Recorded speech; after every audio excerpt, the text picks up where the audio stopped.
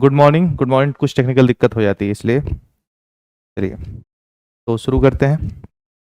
आप सभी को पता है कि थंबनेल तो आपने देखा ही होगा, तो हम लोग पॉलिटी को पढ़ने वाले हैं। अब पॉलिटी को पढ़ने से पहले तो सबसे पहले हम लोग अपने सिलेबस को डिस्कस करेंगे और उसके बाद आगे बढ़ेंगे। तो आप सब जानते ही हैं कि जो पीएसआई का सिलेबस है अपना, ये काफ़ी ब्रॉड है और बड़े स्तर पर हमको इसको समझना पड़ेगा, तभी हम परीक्षा में अच्छे स्तर पर अंक ला पाएंगे। जब हम कोई भी पेपर देते हैं तो हमारे लिए सबसे ज़्यादा ज़रूरी ये होता है कि पेपर में जो आए उसके अनुरूप हम पढ़ाई करें। और उसके लिए दो चीज़ें इंपॉर्टेंट होती हैं किसी भी पेपर के लिए। पहली चीज़ ये होती है, अगर आप देखो, हमको पता होना चाहिए अपना सिलेबस। ठीक है, तो आज हम बेसिकली सिलेबस वगैरह डिस्कस करेंगे, क्या पढ़ना है, कैसे पढ़ना है, उसको डिस्कस करेंगे। और प्रॉपर क्लासेस आपकी नेक्स्ट क्लास जो होगी वहाँ पे चालू होगी। ठीक है, चलिए। तो जब हम किसी चीज़ के लिए पढ़ाई करते हैं तो हमारे लिए दो चीज़ इंपॉर्टेंट हो जाती है। पहली क्या होती है, आपको पता होना चाहिए कि आपको क्या पढ़ना है, और जो पढ़ना है उसके बारे में आपको बताएगा सिलेबस।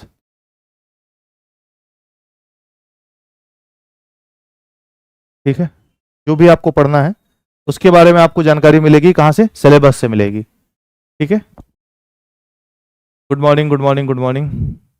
सारी चीज़ें बताएंगे, नोट्स फॉलो करेंगे, कौन सी बुक्स लेंगे, सारी चीज़ों की जानकारी आपको देंगे। ठीक है, थोड़ा सा क्लास हमारी डिले हो गई है 15 मिनट किसी कारण से, तो इसके लिए थोड़ा सा धैर्य रखिएगा। मुझे पता है आप लोग इंतजार कर रहे थे, लेकिन जो है कभी कभी टेक्निकल इश्यूज हो जाते हैं, तो इस कारण से थोड़ी बहुत दिक्कत हो जाती है।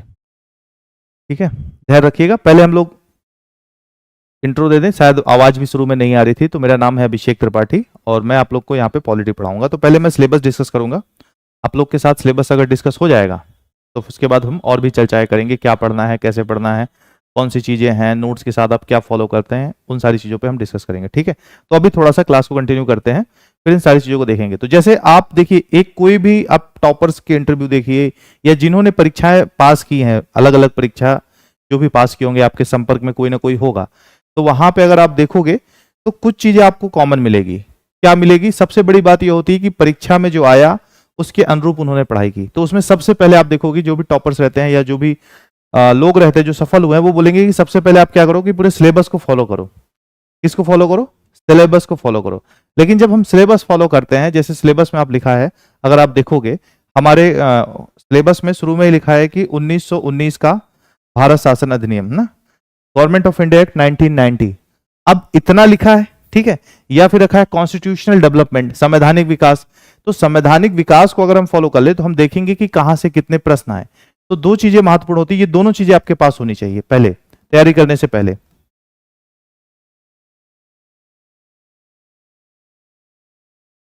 ठीक है, आज का दिन कम ठीक है। ये हैंग कर रहा है बोर्ड, थोड़ा सा रुकिएगा ना। सिलेबस के साथ हम देखेंगे यहाँ पे PYQ, मतलब प्रीवियस ईयर के पेपर। ठीक है, यानी कि जो पेपर हो चुके हैं अभी तक, वो सारी चीजें आपके पास होनी चाहिए। ठीक, समझ में आ रहा? तो ये जब भी आप पढ़ने जाओ तो ये दो चीज आपके पास होनी चाहिए। तो सिलेबस तो अभी हम डिस्कस करेंगे, और प्रीवियस ईयर के क्वेश्चंस, प्रीवियस ईयर के जो क्वेश्चंस होंगे वो आपको बताएंगे कि कहाँ किस हद तक पढ़ना है।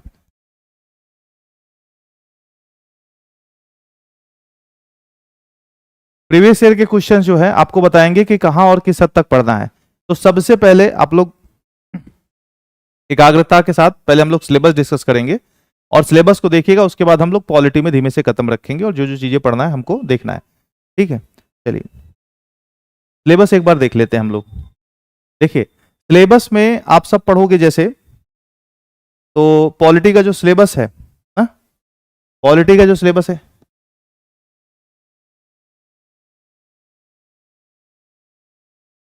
मकबूल गेट बंद करो।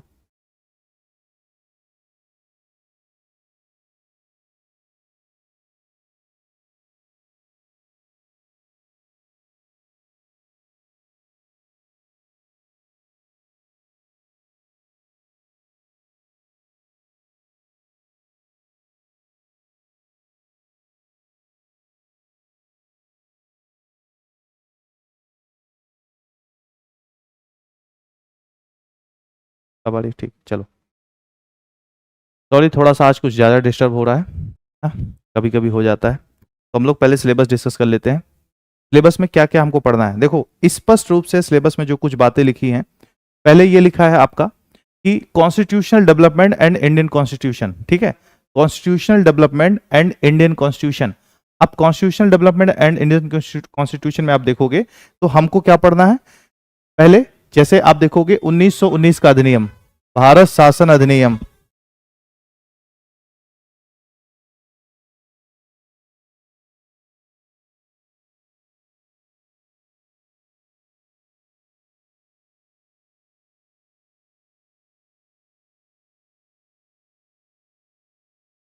ठीक है 1919 का अधिनियम हम लोग को देखना है, ठीक है। अब देखो 1919 का अधिनियम और 1935 का अधिनियम, ये दोनों अधिनियम अपने आप में महत्वपूर्ण है। जैसे अगर आप अपने संविधान को उठा के देखोगे तो अगर आप एक पूरा ढांचा देखो, बेसिक स्ट्रक्चर की बात नहीं कर रहा, ठीक है, अगर आप पूरा ढांचा देखो तो आपको समझ में आएगा कि 1935 का जो अधिनियम है उसको आधार बनाकर पूरे संविधान का विकास किया गया है। चाहे आप देख लो केंद्र राज्य के बीच में शक्तियों के बंटवारे की बात हो, चाहे आप देख लो कि राज्य के नीति निर्देशक तत्व बेसिकली लिया तो हमने आयरलैंड से है ना, वो भी आयरलैंड ने स्पेन से लिया है, लेकिन आप देखोगे उसका एक प्रॉपर ढांचा निर्मित हो गया है ना। इसी के साथ द्विसदनीय व्यवस्था देख लो, और उसी प्रोविजन में जो 1935 के अधिनियम में आए थे उसी के बाद देख लो, चाहे आरबीआई हो, चाहे लोक सेवा आयोग हो, चाहे संघ लोक सेवा आयोग हो, चाहे ज्वाइंट कमीशन की बात की गई है, तो ये सारे प्रोविजंस आपको मिलेंगे, चाहे राष्ट्रपति के अध्यादेश की शक्ति हो, इन सारी चीजों की बात अगर आप देखोगे तो ये प्रॉपर चीजें आपको 1935 के अधिनियम से मिलती हैं। लेकिन 1935 के अधिनियम को समझने के लिए हमको जो है सबसे पहले 1919 के अधिनियम को समझना पड़ेगा, ठीक है। किसको समझना पड़ेगा? 1919 के अधिनियम को हमको समझना पड़ेगा ना। तो 1919 के अधिनियम को हम लोग पढ़ेंगे, 1935 के अधिनियम पढ़ेंगे, लेकिन इसके पहले हम जो शुरुआत करेंगे थोड़ा सा हम लोग ये भी समझेंगे कि आखिर ये संवैधानिक विकास है क्या, कैसे हुआ, कौन सी चीजें हमको अध्ययन करना है, इन सारी चीजों को देखेंगे। कि ईस्ट इंडिया कंपनी आती है ना, वहां पे नहीं जाएंगे क्योंकि वहां से प्रश्न ज्यादा नहीं आते, लेकिन एक बेसिक अंडरस्टैंडिंग के लिए थोड़ा सा हम टाइम देंगे और उसको समझेंगे कि 1919 का अधिनियम आखिर अचानक से कैसे, ऐसे तो आया नहीं होगा, क्या रीजन था। क्योंकि इसको जब आप पढ़ोगे तो देखोगे कि दोनों जो अधिनियम आए थे ये रिस्पॉन्सिबल गवर्नमेंट के लिए आए थे, यानी कि उत्तरदायी सरकार। तो उत्तरदायी सरकार अचानक से थोड़ी आ गई, कैसे जो है विधि का शासन स्थापित हुआ, कैसे ये सारी चीजें चली, उन सारी चीजों को हम यहाँ पे समझेंगे, ठीक है। उसके बाद हम देखेंगे कि कैसे जो है अंग्रेजों के शासन के दौरान हमारी एक लंबी मांग के बाद संविधान सभा का गठन किया गया। और आखिर संविधान सभा का गठन क्यों किया गया? आखिर संविधान तो वैसे भी बन सकता था ना, लेकिन संविधान सभा ही क्यों, और संविधान सभा में क्या क्या चीजें महत्वपूर्ण थी, कौन कौन सी समितियों ने मिलकर इस पे काम किया ना, प्रथम बैठक कब हुई, द्वितीय बैठक कब हुई, उसके अध्यक्ष को कब चुना गया, क्या संविधान ने विधायिका के तौर पे काम किया, कब पारित हुआ, इसमें कौन कौन से प्रोविजंस हैं, उन सारी चीजों को हम डिटेल से डिस्कस करेंगे यहाँ पे। उसके साथ हम भारतीय संविधान का स्वरूप देखेंगे ना, भारतीय संविधान का स्वरूप कैसा है, समाजवादी ना, समाजवादी, ठीक है, पंथ निरपेक्ष, लोकतांत्रिक, गणराज्य ना, न्याय की बात की गई है, सामाजिक आर्थिक राजनीतिक न्याय।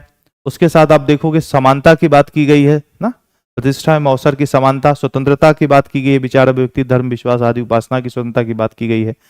तो इन सारी चीजों को हम बकायदे समझेंगे, प्रियम्बल के साथ भी और संविधान की प्रकृति के साथ भी, ठीक है। तो यहां से आपको प्रॉपर सीधे क्वेश्चन मिलने वाले हैं। उसके बाद हम लोग आएंगे मूल अधिकारों पे। मूल अधिकारों पे हम लोग देखेंगे कि भाई फंडामेंटल राइट्स, आर्टिकल 12 जो 12 दिया गया है उसमें क्या है, राज्य की डेफिनेशन क्यों दी गई है, आखिर राज्य की 12 में और 36 में देखोगे तो दोनों में डेफिनेशन मिलती है। उसके साथ हम आर्टिकल 13 को देखेंगे, फिर समानता के अधिकार को, स्वतंत्रता के अधिकार को, शोषण के विरुद्ध अधिकार, धार्मिक अधिकार, कॉन्स्टिट्यूशनल रेमेडीज यानी कि संवैधानिक उपचारों आदि को देखेंगे, ठीक है। चलिए यहाँ पे राज्य के नीति निर्देशक तत्वों को देखेंगे, क्या अंतर है दोनों में, क्या विवाद है राज्य के नीति निर्देशक तत्वों में और मूल अधिकारों में, इन सारी चीजों को हमको देखना है यहाँ पे ना। फिर यहाँ पे हम संघीय ढांचे को देखेंगे, फेडरल स्ट्रक्चर को समझेंगे, ठीक। यहाँ पे जो भी संविधान संशोधन हुए हैं, 24वां संविधान संशोधन, खासकर पहले संविधान संशोधन, चंपकंद रायराजन का मामला हो गया। फिर उसके बाद आप देखोगे कि 42वां संविधान संशोधन, 44वां संविधान संशोधन, 86वां संविधान संशोधन, 100वां संविधान संशोधन, जो महत्वपूर्ण संविधान संशोधन हुए हैं उनको देखेंगे, तथा संविधान में संशोधन करने की प्रक्रिया को हम लोग समझेंगे।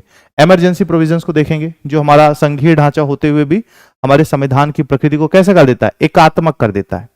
एकात्मक कहने का तात्पर्य क्या है, एक ऐसी व्यवस्था के रूप में ढाल देता है जो एक प्रकार से संघीय ढांचा समाप्त होता दिखाई देता है, हालांकि समाप्त होता नहीं है, अस्थायी रूप से वो परिवर्तित हो जाता है।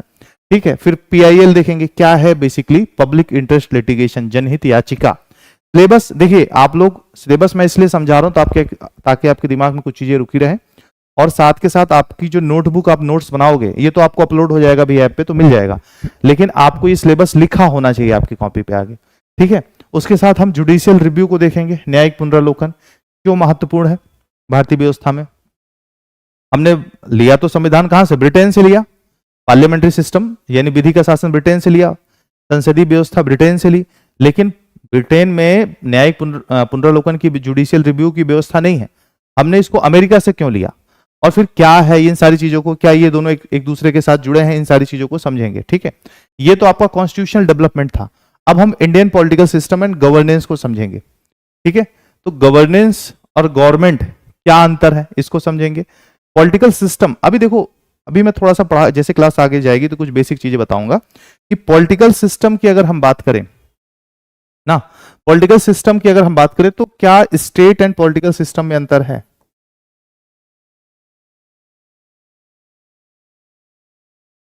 ठीक है, इसको हम लोग समझने का प्रयास करेंगे ना। तो भारतीय राज्य का स्वरूप क्या है, यानी कि स्टेट जो इंडिया का है इसका क्या स्वरूप है, किस प्रकार से है ये, इसको समझेंगे। डेमोक्रेसी, लोकतंत्र को समझेंगे। ध्यान देना, जो भी किताबें आप अभी तक पढ़ते आए हैं, ठीक है, जो भी किताबें आज तक पढ़ते हैं उसमें थोड़ा सा पैटर्न, अगर उसको सिलेबस इसलिए समझा रहा हूं कि अगर आपने कोई मान लो किताब उठा ली, मान लो आपने लक्ष्मीकांत उठा ली, बढ़िया किताब है नो डाउट, लेकिन अगर उसको एक तरफ से पढ़ना चालू कर दिया आप तो आप परेशान हो जाओगे। क्यों परेशान हो जाओगे, क्योंकि उसमें डेमोक्रेसी इन इंडिया ये नहीं मिलेगा, nature of the Indian state ये नहीं मिलेगा।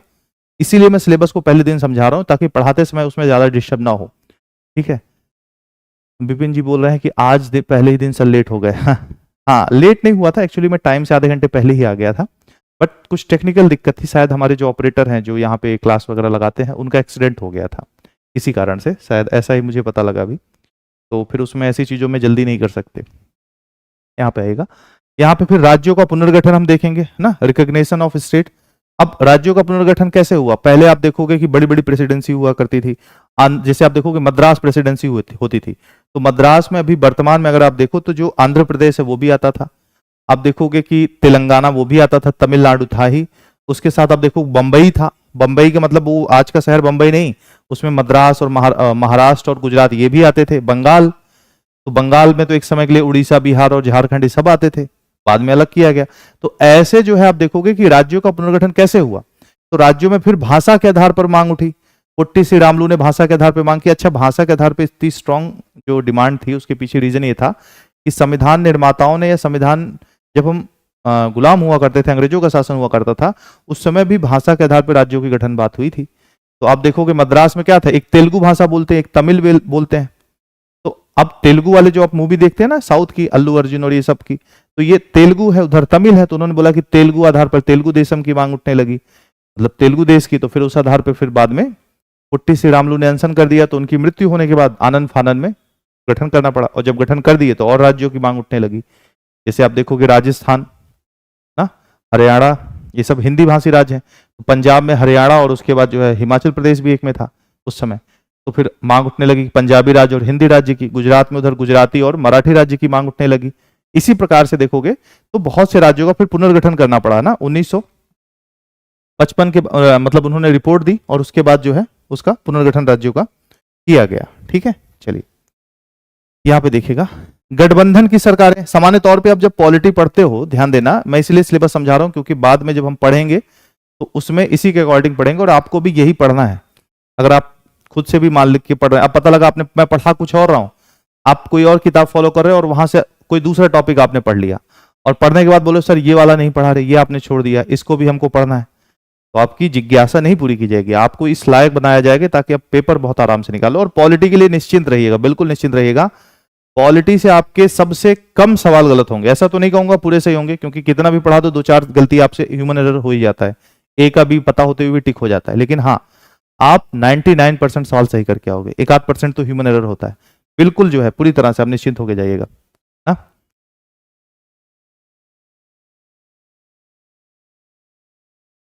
हाँ बिल्कुल निश्चिंत होकर पढ़िएगा और पूरी श्योरिटी के साथ, मैं बल्कि कोशिश करूंगा कि आपको प्रीवियस ईयर के क्वेश्चन और प्रैक्टिस सेट भी कराता रहा हूँ साथ के साथ, ठीक है। क्लास में पढ़ाने के बाद कुछ कुछ चीजें आपको करा दूंगा मैं ना, बाकी आपको बता भी दूंगा अगर आपको करना है कैसे। यहाँ पे देखिएगा, गठबंधन की सरकारें, सामान्य तौर पे जो किताबें आपको मिलती हैं मार्केट में, जैसे परीक्षावाड़ी हो गई, लक्ष्मीकांत हो गए, या फिर और भी जो सो कॉल्ड बुक्स हैं, अच्छी किताबें हैं नो डाउट, लेकिन हमारे सिलेबस के अकॉर्डिंग उसमें चैप्टर्स नहीं मिलेंगे, ठीक है।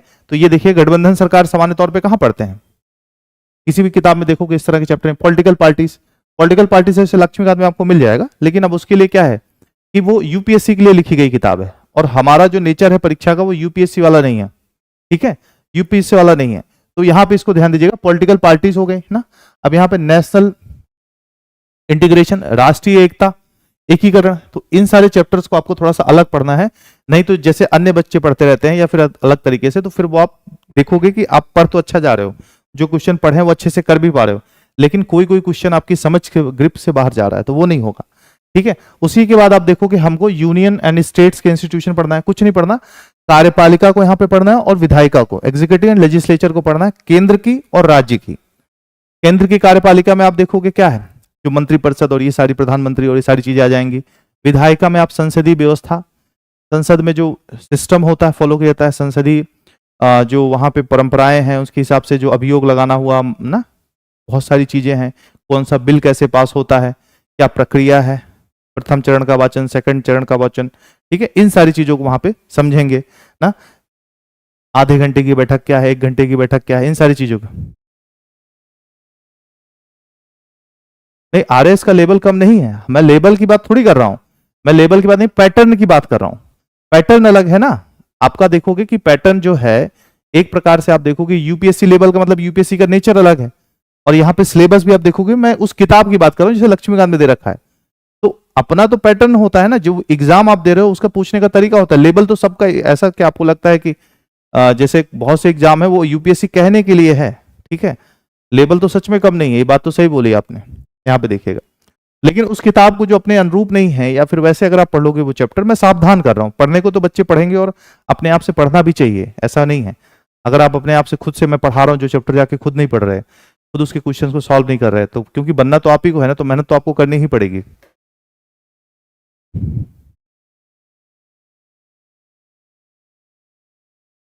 ठीक है, चलिए यहाँ पे देखिएगा, यहाँ पे देखिएगा जुडिशरी, न्यायपालिका को हम देखेंगे, प्रेसिडेंट को देखेंगे, पार्लियामेंट को देखेंगे ना, राष्ट्रपति और पार्लियामेंट, ले दे के पढ़ना वही है, लेकिन कुछ कुछ चीजें जैसे मान के चलो 2-5 क्वेश्चन आपकी पहुंच से बाहर जाएगा, तो उन पे सावधानी रखनी पड़ेगी। अब ऐसा थोड़ी कि राष्ट्रपति बदल जाएंगे या फिर कार्यपालिका बदल जाएगी, नहीं, लेकिन जैसे पॉलिटिकल पार्टीज है ना, नेशनल इंटीग्रेशन है, इन सारी चीजों में दिक्कत आएगी। सुप्रीम कोर्ट हो गया, ये कॉमनली आप कहीं से भी पढ़ोगे तो आप कर ले जाओगे, इसमें कोई दिक्कत नहीं होगी ना। इलेक्शन कमीशन हो गया, तो ये भी आप पढ़ोगे कहीं से, इसको भी कर ले जाओगे, क्वेश्चन गलत नहीं होंगे, ठीक है, लेकिन परीक्षा के अनुरूप हमको पढ़ना है।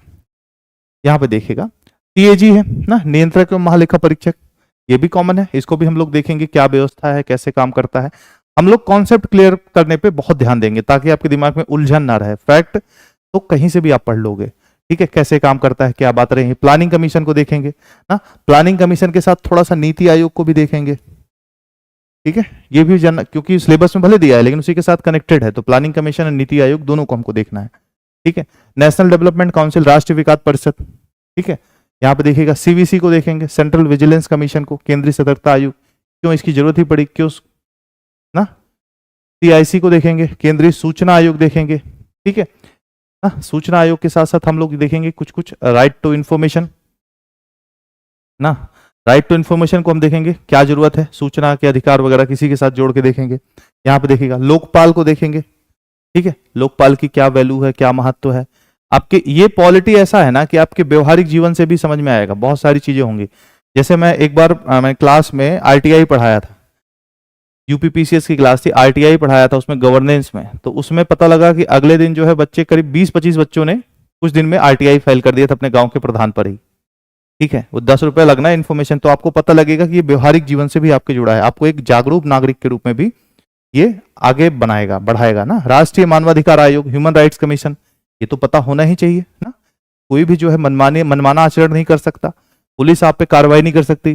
जैसे अभी मैं आप घटना बताऊं कि एक बैंक में थे, बैंक में एक दरोगा जी थे और वो गए तो वहां पे कर्मचारियों को सुनाने लगे कि मैं आया हूं, तुम लोग को मेरा लिहाज नहीं, तुमको मेरा काम पहले करना चाहिए, समझते नहीं हो कौन आया है। तो अगर वहां पे किसी को कानून का ज्ञान नहीं होगा तो फिर तो वो अपना काम छोड़ के जितने भी वहां पे और उनके मतलब जिनको वो जो डिपॉजिट वगैरह कर रहे थे वो छोड़ के जो है पहले दरोगा जी को ही अटेंड कर ले, लेकिन ऐसा तो नहीं है।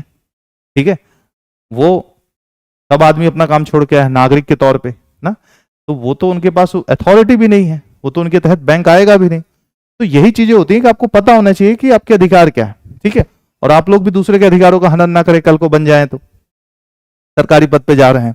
उसके बाद देखिएगा यहाँ पे स्थानीय स्वशासन एवं पंचायती राज व्यवस्था बहुत इंपॉर्टेंट है, यहां से सवाल आने ही आने हैं। यही नहीं, कोई भी परीक्षा दीजिएगा इससे नहीं बच पाइएगा। बलवंत राय मेहता ने जो खिचड़ी पकाई थी वो आपको पता है 73वें और 74वें संविधान संशोधन में पक गई थी। ठीक है, यहाँ पे देखिएगा पब्लिक पॉलिसी एंड राइट्स, ये वाला भी सावधानी से पढ़ना है। यहाँ पे पब्लिक पॉलिसी में सामान्य तौर पे किताबों में इसका सिलेबस ठीक से नहीं दिया गया है। National public policy as a welfare state, कल्याणकारी राज्य। ठीक है, तो कल्याणकारी राज्य क्या है, क्या है पॉलिसी हमारे देश में कैसे बनती है, पॉलिसी मेकिंग क्या है, पॉलिसी का उद्देश्य क्या है। क्योंकि आप लोग जब अधिकारी बनोगे तो आप लोग को भी ये देखना होगा, आपको उसका पीछे का रीजन और लॉजिक पता होना चाहिए, आखिर बना ही क्यों है। ठीक है, यहां पे देखिएगा उसका रीजन आपको पता होना चाहिए कि पब्लिक पॉलिसी बनी ही क्यों है, क्या रीजन है, हम इस पद पे क्यों हैं, उस पॉलिसी के तहत आपका पद भी सृजित हुआ है। ठीक है, यहां पे देखिएगा विभिन्न कानूनी अधिकार और नागरिक चार्टर ना, लोगों के पास क्या क्या कानूनी अधिकार है। नागरिक चार्टर क्या होता है, सिटीजन चार्टर का कॉन्सेप्ट आपने सुना होगा। जैसे आप रेस्टोरेंट में खाना खाने जाते हो, देखो समझो इस चीज को, तो खाना खाने जब आप जाते हो तो आपको वेटर आता है ना, वो आता है पूछेगा सर पानी नहीं देगा, उसके बाद पूछेगा सर क्या चाहिए, तो एक मेनू कार्ड देगा, और मेनू कार्ड में आप देखो कि ये है, और बताएगा कि सर 15 मिनट वेट कीजिए, 10 मिनट वेट कीजिए, और एकदम रिस्पेक्टफुली, एकदम इज्जत के साथ ना, वो बिल्कुल भी नहीं चाहेगा कि आप नाराज हो जाओ, इसका ध्यान देगा। लेकिन जब आप किसी सरकारी सेवा में जाते हो, सरकारी दफ्तर में जाते हो, सरकारी बैंक में जाते हो, सरकारी हॉस्पिटल में जाते हो, या फिर सरकार की सेवाएं ले रहे हो, क्योंकि सरकार का टैक्स आप पे कर रहे हो। संविधान में एक बोला गया है कि we the people of India, हम भारत के लोग, तो हम मालिक हुए ना देश के, नहीं हुए आम जनता। ये गवर्नेंस में भी यही कॉन्सेप्ट लगेगा, तो गवर्नेंस से जुड़ा कॉन्सेप्ट है ये। तो फिर आखिर जनता को क्यों बोलते हैं एसबीआई या बैंक में कि भाई 12 बजे के बाद आना, लंच के बाद आना, होता नहीं। तो फिर ये सरकार पे प्रतिबद्धता लग जाएगी कि सिटीजन चार्टर जिस तरह से सर्विस दी जाती है उसी तरह से अगर आप देखोगे तो उसी तरह की सर्विस जो है ना इन सरकारी कार्यालयों में भी होना चाहिए। और सबका सिटीजन चार्टर होता है, कहीं कोने में बैंक वाले जो भी सरकारी दफ्तर वहां पे लिख के रखते हैं, तो वहां पे नागरिकों के क्या क्या अधिकार हैं, कौन सी सर्विस कितनी देर में मिलेगी, किस शिकायत के लिए कहां पे जाएं, लोकपाल पे जाएं, लोकपाल का नंबर लिखा होगा, बैंक के मैनेजर का नंबर लिखा होगा, जो भी जोनल चीजें होंगी, हर मतलब सबका अलग अलग है। बैंक का एग्जाम्पल इसलिए मैं देता हूं कि बैंक तो आप सब लोग जाते ही जाते होंगे ना, और कुछ ना कुछ आइडिया होगा, तो बैंक के एग्जाम्पल थोड़ा सा इजी रिलेट कर पाते हैं। तो ये सारी चीजें यहाँ पे various legal rights and citizen charter के बारे में हम देखेंगे। आज बोर्ड भी जो है आप लोग का साथ नहीं दे रहा है। ठीक है, आज का दिन ही बड़ा भाग दौड़ वाला हो गया। आ तो गया था मैं बहुत पहले, बट किसी कारण से क्लास आपकी लेट हो गई, और फिर क्लास स्टार्ट हुई तो माइक कुछ देर नहीं काम कर रहा था ना, और माइक काम करना चालू किया तो बोर्ड थोड़ा सा सहयोग नहीं दे रहा है, पता नहीं क्या बात है। लेकिन ठीक है, चलो इंट्रोडक्शन क्लास है तो ज्यादा लंबी नहीं चलेगी, उसके बाद हम लोग देखेंगे ना। उसके बाद ये देखिएगा, ये वाला जो पोर्शन है ये थोड़ा सा अलग है सामान्य तौर पे, ये राजस्थान स्पेशल है। यहाँ पे देखिएगा political and administrative system of Rajasthan, Rajasthan की राजनीतिक और प्रशासनिक व्यवस्था। ठीक है, हाँ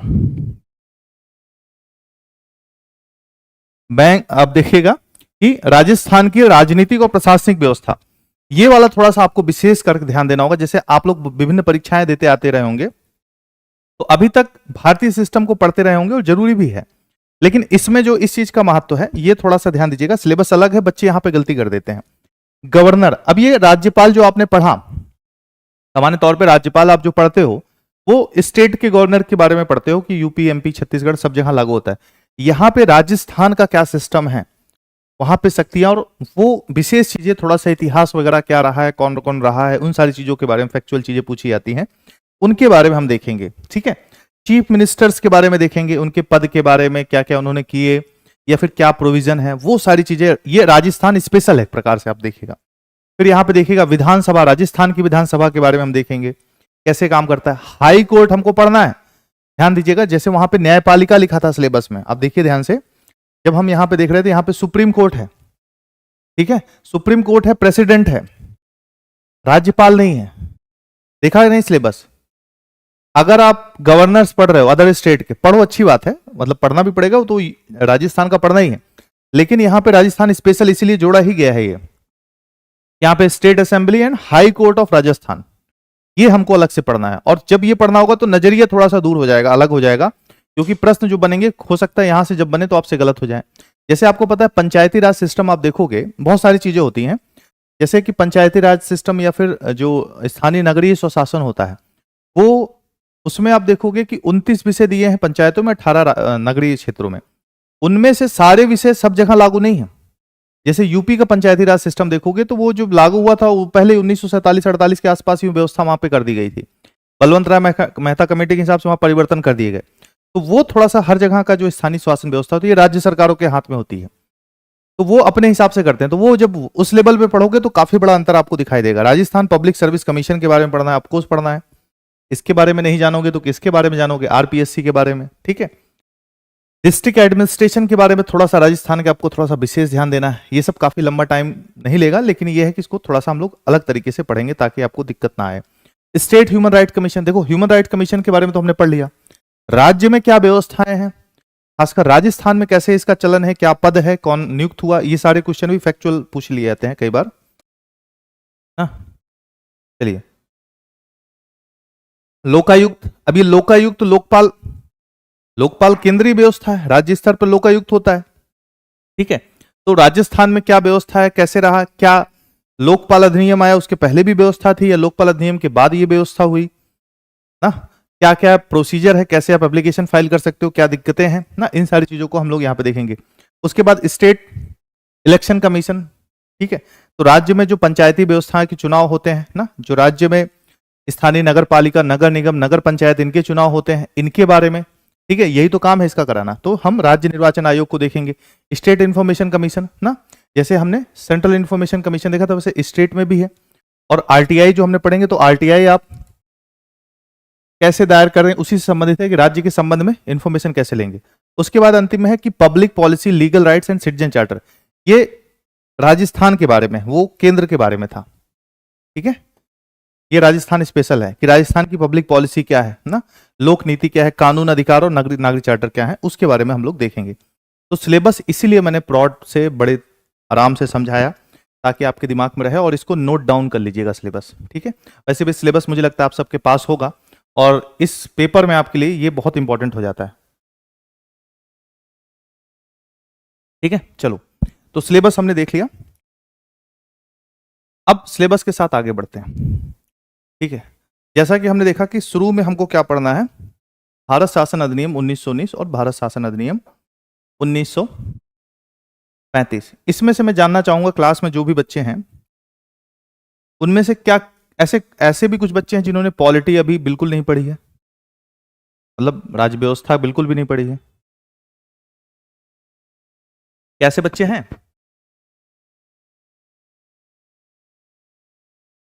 थोड़ा कमेंट कीजिए, तब तक मैं आपको थोड़ा सा आगे ले चलता हूं।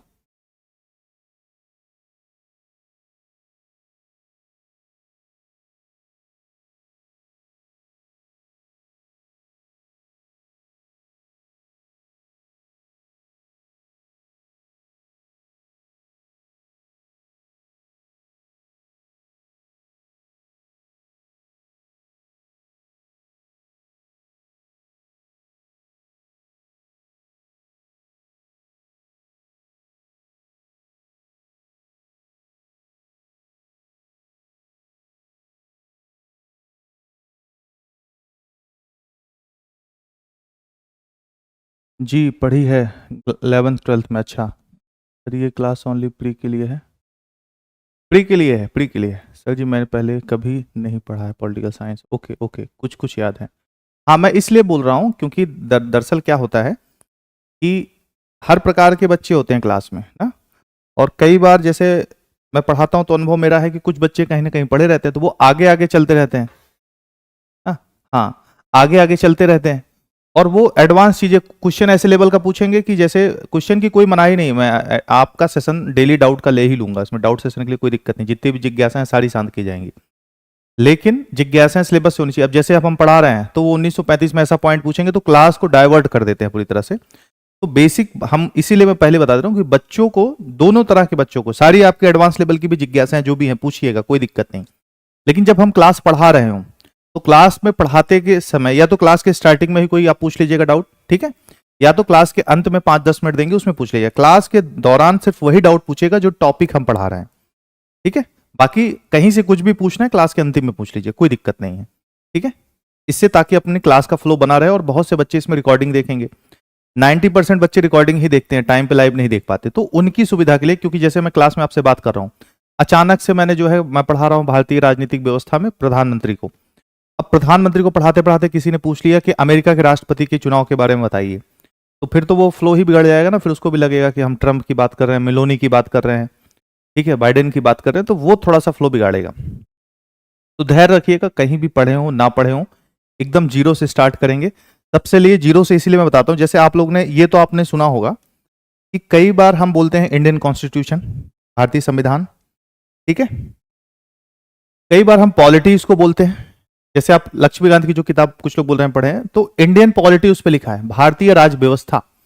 और कहीं कहीं हम पॉलिटिकल साइंस लिखा देखते हैं, है ना, तीनों अलग अलग चीजें लिखते हैं, तीनों अलग अलग देखते हैं ना। अच्छा ये बताइए क्या तीनों में अंतर है? इन तीनों में एकदम बेस से चालू कर रहा हूं मैं, ठीक है। तो यहां पे तीनों अलग अलग है ना कि एक ही है? कि आप लोग की क्या राय है, क्या मानते हो, अलग है एक ही है? कोई दिक्कत नहीं, कोई दिक्कत नहीं, आराम से निश्चिंत होकर पढ़िएगा और बहुत बढ़िया तरीके से समझ में आएगी पॉलिटी आपको। अब दूसरों को पढ़ा लेंगे अगर रिवीजन वगैरह प्रॉपर करेंगे और क्वेश्चंस वगैरह लगाते रहेंगे। अपने यहाँ रिवीजन करना बहुत जरूरी होता है ना, ठीक है। अगर रिवीजन आप नहीं करोगे तो फिर पढ़ा लिखा है, एक कहावत है याद रखिएगा कि किताब में लिखी हुई विद्या और दूसरों को दिया गया धन कभी समय पे काम नहीं आता। तो किताब में नहीं, विद्या यहाँ पे होनी चाहिए, रिवीजन होना चाहिए, धन वाले मैटर तो आपका व्यक्तिगत है, ठीक है। तो अंतर देखते हैं, एक ही है ना। हाँ देखो, कॉन्स्टिट्यूशन का मतलब होता है संविधान। क्या होता है? संविधान होता है। इसका हिंदी भी लिख देते हैं, ठीक है। इसका मतलब होता है राज व्यवस्था और इसका होता है राजनीति विज्ञान।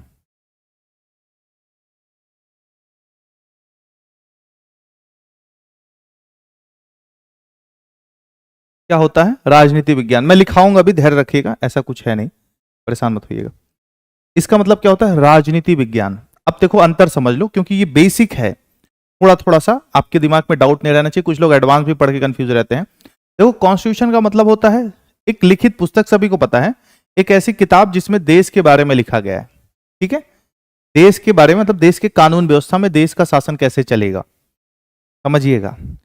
संविधान में एक शब्द और होता है संविधानवाद। क्या होता है? संविधानवाद। दोनों में अंतर है, मैं आपको बताऊंगा। बाहुबली तो सबने देखा होगा ना मूवी,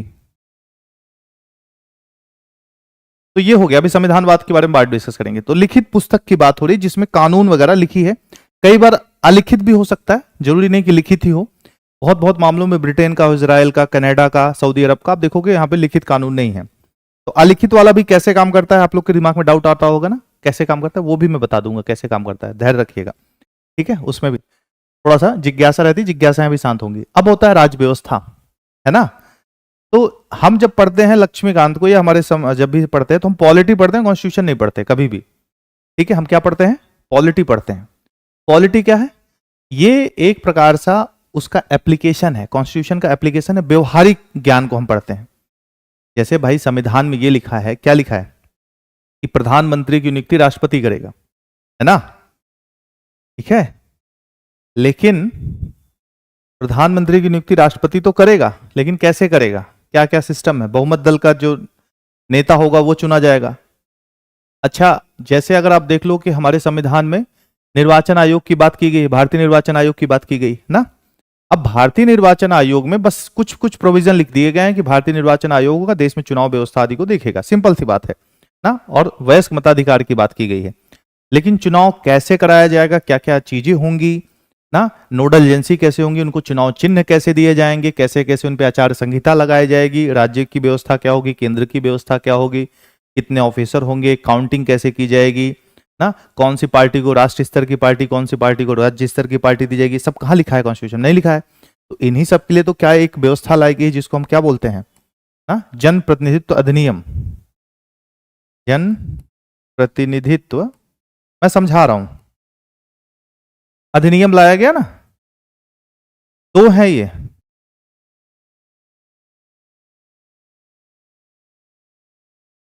जनप्रतिनिधित्व अधिनियम दो हैं, 1950 का और 1951 का।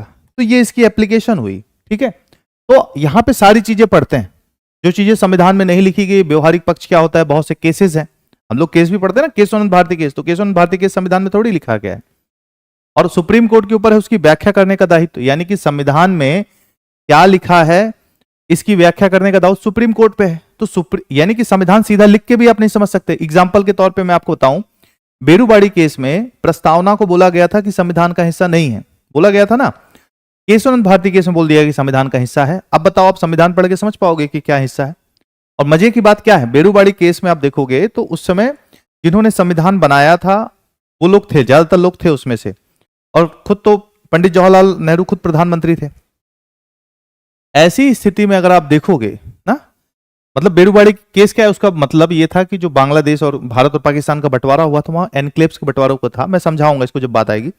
लेकिन सोचो, अब उनको डाउट हो रहा है, राष्ट्रपति भी थे, उनको डाउट हो रहा है, तो वो सुप्रीम कोर्ट से पूछ रहे हैं, और सुप्रीम कोर्ट का बोल रहा है कि नहीं नहीं, आप इसको ऐसे किसी को नहीं दे सकते, संविधान के अनुच्छेद 2 में लिखा है कि आप किसी राज्य को ले सकते हो, लेकिन देने की बात नहीं कि आप किसी भू भारत के टुकड़े को दे सकते हो। तो बोलते हैं संविधान संशोधन करना पड़ेगा, और सरकार क्या चाह रही है कि इसको ऐसे दे दे, आपस में बदल लें, सरलता से हो जाए, और नहीं हो पाता। सोचिए, नेहरू नून समझौता होता है, क्या क्या होता है, वो जाके जो पंडित जवाहरलाल नेहरू ने प्रक्रिया चालू की थी, बांग्लादेश बन गया, पहले तो पाकिस्तान था, वो पूर्वी पाकिस्तान, वो प्रक्रिया 2015 में 100वें संविधान संशोधन में पूरी होती है। सोचो, तो इतना सरल थोड़ी है संविधान वैसे है, और संविधान हम लोग सरल रूप पढ़ते हैं, आप मान के चलो, क्योंकि सुप्रीम कोर्ट, बड़े बड़े लॉयर्स, ये लोग डिस्कस करते हैं क्या हो, सुप्रीम कोर्ट भी अपने निर्णय को बदल देती है, तो इतना सरल नहीं है संविधान, ये मैं पहले बता दे रहा हूं। लेकिन हम लोग का लेबल वो नहीं है, हमको वो पढ़ना ही नहीं है, हमको वो पढ़ना है जो हम बहुत सरल है, और हमको सरल प्रोविजन ही पढ़ने, ऊपर ऊपर के लॉज ही पढ़ने हैं, ठीक है। तो वो नहीं पढ़ना है कि हमको वकील नहीं बनना है, हमको सुप्रीम कोर्ट और हाई कोर्ट में जिरह नहीं करनी। तो अगर हम लोग पढ़ लेंगे तो वकील लोग क्या पढ़ेंगे, उनके लिए भी काम छोड़ते हैं ना, ठीक है। चलो, तो ये होता है राज्य व्यवस्था, उसका एप्लीकेशन, इसीलिए पॉलिटी बोलते हैं, इसलिए हम जब पढ़ते हैं तो क्या पढ़ते हैं, इंडियन पॉलिटी पढ़ते हैं। अब आते हैं पॉलिटिकल साइंस पे, ये तो पूरा विज्ञान है और बहुत व्यापक है पॉलिटिकल साइंस। पॉलिटिकल साइंस किसी ने एमए किया है, पॉलिटिकल साइंस है, एमए या बीए आप तो किया होगा ना, आप में से बहुत से लोगों ने ग्रेजुएशन किया होगा, तो ग्रेजुएशन में पॉलिटिकल साइंस लिया होगा, ठीक है। तो पॉलिटिकल साइंस जब आपने लिया होगा तो यहां पे आप देखोगे कि सीधी सी बात आती है कि इसको हम विज्ञान बोलते हैं, ठीक है। विज्ञान भी दो प्रकार का होता है, एक नेचुरल साइंसेस होता है, एक सोशल साइंस होता है। सोशल होता है, एक मिनट लिख दिया मैंने,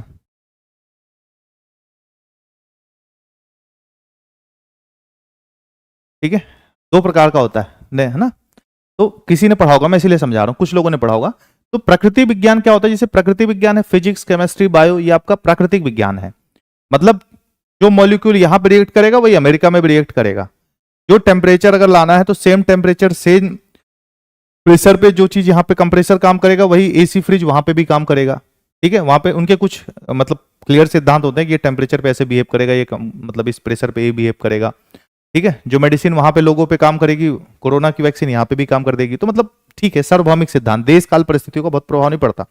लेकिन सोशल साइंसेस पे देश काल परिस्थितियों का प्रभाव पड़ता है। जो इंडिया की सोसाइटी है, जैसे महिलाओं को जो अधिकार रहने का है वो अमेरिका में नहीं हो सकते। भारत में तो अभी राजस्थान का देख लो, यूपी का देख लो, छत्तीसगढ़, केरला का देख लो, सबका अंतर मिल जाएगा, पहनावे पे, खाने पे, बोलने में, व्यवहार में। तो ये तो विज्ञान ये भी है, लेकिन ये सामाजिक विज्ञान है, समाज बदलता रहता है, परिस्थितियों के हिसाब से रहता है। तो इसमें राजनीति विज्ञान को एक विज्ञान के सब्जेक्ट के तहत अध्ययन किया था, और सिर्फ इतना ही नहीं किया था, इसमें इनके पहले हम लोग थॉट्स को देखते हैं, ठीक है। थॉट्स में आपने अरस्तु, प्लेटो, इन सब का नाम सुना होगा ना, ठीक है। इनकी फिलॉसफी को देखते हैं कि भाई, जैसे एक थिंकर है मिल, जेएस मिल, इनके बारे में थोड़ा सा मैं बताऊंगा। तो महिलाओं को वोटिंग राइट्स देने की बात जेएस मिल ने की थी। अभिव्यक्ति की स्वतंत्रता की जो बात होता है ना कि भाई हमारे मन में हमको बोलने दो, बोलने से तो नहीं रोक सकते और रोकना भी नहीं चाहिए। हो सकता है चार लोग किसी को दबा दें किसी आवाज को, तो बोलने का अधिकार तो होना चाहिए, जो मन में है बोल लो, ठीक है। हो सकता है क्योंकि इसलिए बोलने दिया जाता है, कई बार उसका दुरुपयोग होता है, अक्सर होता है, लेकिन कई बार हो सकता है किसी एक व्यक्ति को ना दबाया जाए ना, कोई सही व्यक्ति भी हो तो उसकी आवाज उठाने का हक हो। तो बोलने के अधिकार के सबसे बड़े प्रबल समर्थक जे.एस. मिल थे। अब ये बोलने के अधिकार के पीछे लॉजिक क्या है, महिलाओं को वोट देने के पीछे लॉजिक क्या? हम तो सीधे महिलाओं के वोट देने की बात करते हैं ना, बराबरी की बात करते हैं, लैंगिक समानता की बात करते हैं। वो कॉन्सेप्ट कहां से आया, क्या रीजन रहा, महिलाओं के साथ कितना अत्याचार हुआ है, क्यों हमको आरक्षण की जरूरत पड़ती है जाति व्यवस्था धर्म आदि आदि पर, ये सब जो समझने की बात है, ये पॉलिटिकल सिस्टम में आप समझते हो। उसके बाद सिद्धांतों को हम पढ़ते हैं, उन सिद्धांतों को जो अरस्तु प्लेटो ने अपने अपने विचार दिए कि ये होना चाहिए, न्याय ऐसा होना चाहिए, राज्य ऐसा होना चाहिए, तो उसी के आधार पर सिद्धांत बन गए। अब सिद्धांतों में क्यों होना चाहिए नहीं, सिद्धांतों में क्या है हम उसको पढ़ते हैं कि न्याय क्या है। प्लेटो और अरस्तु बताते हैं कि न्याय क्यों होना चाहिए, क्यों क्यों नहीं होना चाहिए, महिलाओं के साथ क्या होना चाहिए ना, या फिर राज्य के पास क्या शक्ति होनी चाहिए, इस पे बात करते हैं विचारक। और सिद्धांतों में हम बोलते हैं कि क्या है, हम उसका अध्ययन, अब बन गया विचार तो हम उसको पढ़ते हैं क्या है। फिर तुलनात्मक राजनीति भी पढ़ते हैं कि अमेरिका का संविधान देखते हैं, ब्रिटेन का देखते हैं, न्यूजीलैंड का देखते हैं, ऑस्ट्रेलिया का देखते हैं, फ्रांस का देखते हैं, और यही सब देख के तो हमने संविधान का निर्माण किया ना। आप देखोगे कि हमने मूल अधिकारों को अमेरिका के बिल ऑफ राइट से लिया है, ठीक है। अब वहां पे तो गन रखने का मूल अधिकार है, हमारे देश में थोड़ी ना गन रखने का। तभी तो अमेरिका में सुनते हो कि 13 साल के बच्चे ने बस मूवी देखी कोई एक्शन वाली, जाके स्कूल में गोली चला दी, है ना। तो वो सारी चीजें जो है हमको समझ में आता है, ये राजनीति। उसके बाद अंतर्राष्ट्रीय संबंधों को देखते हैं, इंटरनेशनल रिलेशन जो आप पढ़ते हो उसमें यूपीएससी वगैरह में, वो तो केवल फॉरेन पॉलिसी का हिस्सा है, इसका ज्यादा कुछ है नहीं। हाँ, वो तो बहुत ब्रॉड है कि पहले ये जरूरत ही क्यों पड़ गई अंतर्राष्ट्रीय संबंधों की। भाई देखो, अंतर्राष्ट्रीय स्तर पे कोई राज्य व्यवस्था नहीं, अराजकता है, कोई राज्य जिसका जो मन आ रहा है वो कर रहा है, कोई व्यवस्था ही नहीं। एक संस्था है यूएनओ करके, उसके पहले भी लीग ऑफ नेशन बनी थी, वो फेल हो गई, तो क्यों जरूरत पड़ी इन सारी चीजों को। तो वो सब जो चीजें हैं, लोक प्रशासन, प्रशासन कैसे चलता है, वो सारी व्यवस्था हम पढ़ते हैं इसमें। तो ये बहुत ब्रॉड हो जाता है राजनीति विज्ञान, अपने ही नहीं दूसरे भी देश का सिद्धांत क्यों है, कैसे है, कब है, कहां है, क्या परिवर्तन होना चाहिए, प्रशासन में क्या खामियां हैं, यहां तो जो बन गया है हम उसको पढ़ रहे हैं। तो ये तीनों में अंतर को समझते रहिएगा। ये पूरी तरह से अपने आप में एक विज्ञान और व्यापक है, हर पहलू को छूता है। ये राज्य व्यवस्था को देखता है, जो कि संविधान का एक प्रकार से एप्लीकेशन होता है, और ये एक लिखित दस्तावेज है, ठीक है, संविधान। इसके साथ संविधानवाद पे आते हैं। संविधानवाद को थोड़ा सा मैं समझा दूं, क्योंकि शब्द मैंने यूज कर दिया था ना, ठीक है। इसकी बात हम करेंगे ना। यहां पे देखिएगा, संविधानवाद की अगर हम बात करें तो संविधानवाद, जैसे आपने एक मूवी देखी होगी बाहुबली, मैंने पूछा था ना, बाहुबली देखी आपने, तो उसमें क्या बोलती है शिवगामी देवी, मेरा वचन ही है मेरा शासन, मेरा शासन ही है मेरा वचन, ठीक है। तो इसका क्या तात्पर्य है, इसका तात्पर्य यह है कि संविधान तो राजनीतिक और राज्य जहां पे लोकतांत्रिक व्यवस्था नहीं वहां पे भी हो सकता है, ठीक है।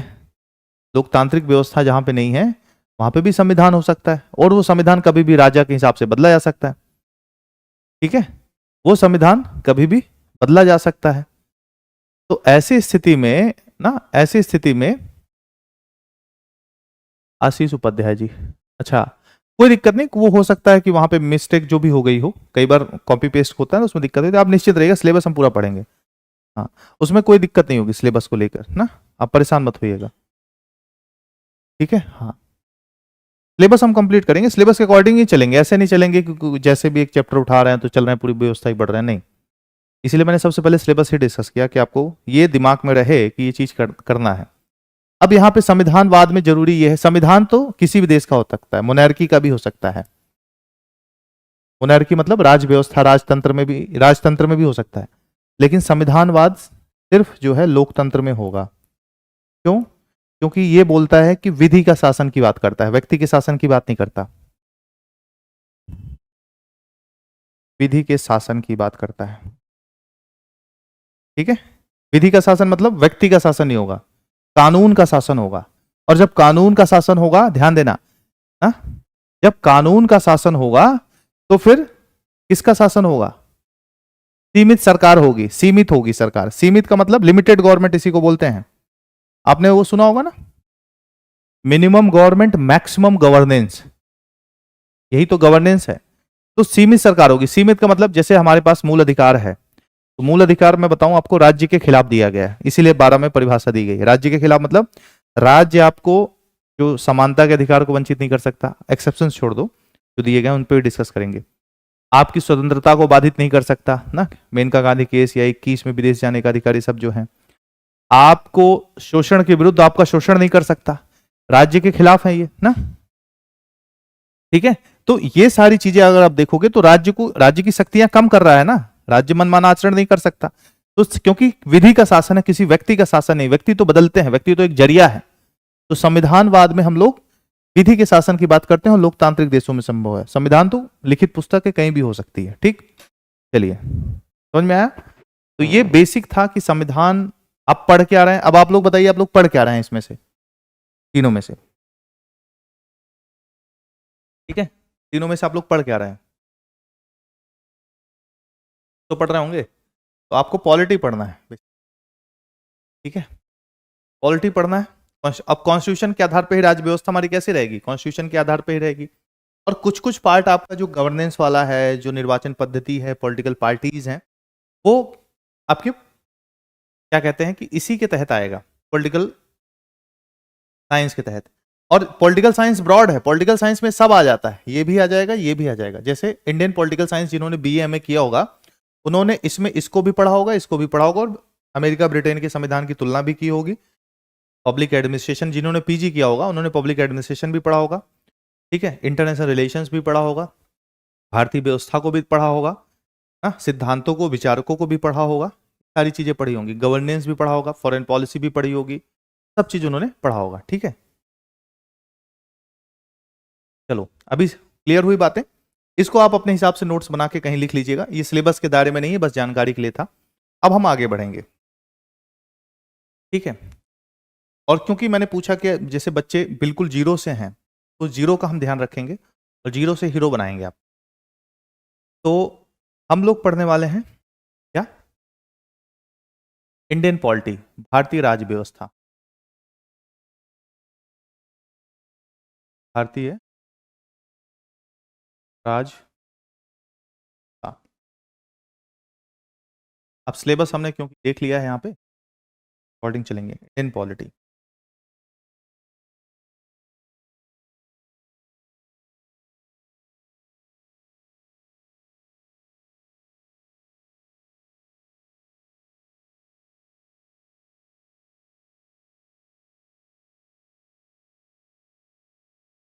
इंडियन पॉलिटी, ठीक है।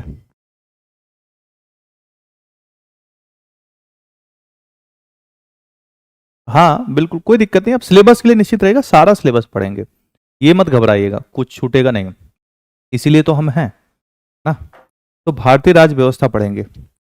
अब जैसे आप लोग एक शब्द सुनते हो इसको समझेंगे, यहाँ पे देखेंगे। अच्छा इंग्लिश मीडियम के हैं कि सब हिंदी मीडियम के, थोड़ा सा बताएं, मेरे ख्याल से हिंदी मीडियम की ही बैच है ये ना,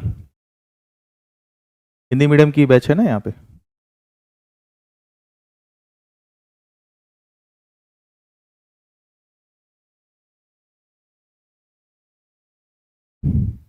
विपिन जी बोल रहे हैं सर अपने बारे में बताओ। मैं अपने बारे में ही बता रहा था, माइक 2 बार ऑन ही नहीं हुआ कुछ, वो मतलब क्योंकि आपको पता है हिंदी की ही बैच है, क्योंकि कारण ये है कि वो हमारे ऑपरेटर का शायद एक्सीडेंट हो गया था, अभी मैं उनसे ठीक से मिल नहीं पाया, तो वो भाई अब ऐसी स्थिति में क्या करेगा, जान पे खेल के तो थोड़ी कोई आएगा। तो हिंदी ही है, ठीक ठीक ठीक, हिंदी ही है, हिंदी का एडमिशन लिया, तो इस कारण से मैं बताया था। तो मैं हूँ अभिषेक त्रिपाठी, थोड़ा सा 1 मिनट बता देता हूँ। पिछले लगभग 10 साल से, और एक्टिवली जैसे मैं पढ़ता था तब भी मैं पढ़ाता था, और 7 साल से मैं इस क्षेत्र में हूँ।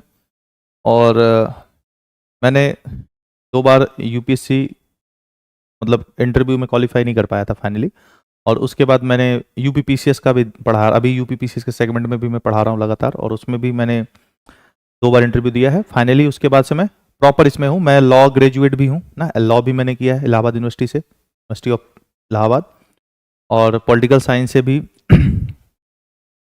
मेरा अध्ययन रहा। इसके अलावा अगर आप देखोगे मैं प्राइवेट सेक्टर में भी काम कर चुका हूँ, एमएनसी बहुत सी कंपनी में काम कर चुका हूँ ना, इंडिगो एयरलाइंस और बहुत सी इंडस्ट्री, मेरा मतलब प्राइवेट सेक्टर में भी जॉब का अनुभव ठीक ठाक है। जब मैं पढ़ रहा था तो मैं जॉब कर रहा था, उसके बाद मैं फिर कुछ समय के लिए पठन पाठन से, मैं जॉब तो 18 साल की उम्र से कर रहा हूँ, मैं जब वैसे अगर आप देखोगे जब मैं 12th पास किया था उसके बीच में ही कुछ समय के लिए मैंने जो है मतलब कॉल सेंटर में जॉब किया था, क्योंकि शुरू से ही मेरा वो था कि खाली नहीं बैठना है। वो तो चीज़ें हैं, लेकिन इस क्षेत्र में एक्टिव मतलब 7 साल से मैं लगातार पढ़ा रहा हूँ और विभिन्न परीक्षाओं में पढ़ाने का अनुभव है। बेसिकली मैं पॉलिटिकल साइंस आपका पढ़ाता हूँ, तो पॉलिटिकल साइंस के साथ पॉलिटी जहाँ पे रहता है तो पॉलिटी भी पढ़ाता हूँ, उसी का हिस्सा है। ठीक है, तो राजनीति को व्यापक स्तर पे हम पढ़ेंगे, समझेंगे। चलिए, छोटा सा इंट्रो दिया, अब शुरू में ही थोड़ा देना ठीक लगता है, लेकिन अब आप लोग शायद सुन नहीं पाए, उसमें चल नहीं रहा था। चलिए तो यहाँ पे आते हैं, भारतीय राज व्यवस्था। भारतीय राज व्यवस्था को अगर हम देखें, ठीक है, हाँ ये मैं देख रहा था, राजस्थान ग्रेड में 246 में 6 ही पास हुए हैं, तो बड़ा खतरनाक है, और मैं बड़ा इस पे अफसोस जता रहा था कि भाई ऐसे कैसे हो सकता है पॉलिटिकल साइंस में ना। ये एक बड़ा गंभीर मुद्दा है राजस्थान में जो भी रिजल्ट आया है। ठीक है, यहां पे देखिएगा भारतीय राज व्यवस्था।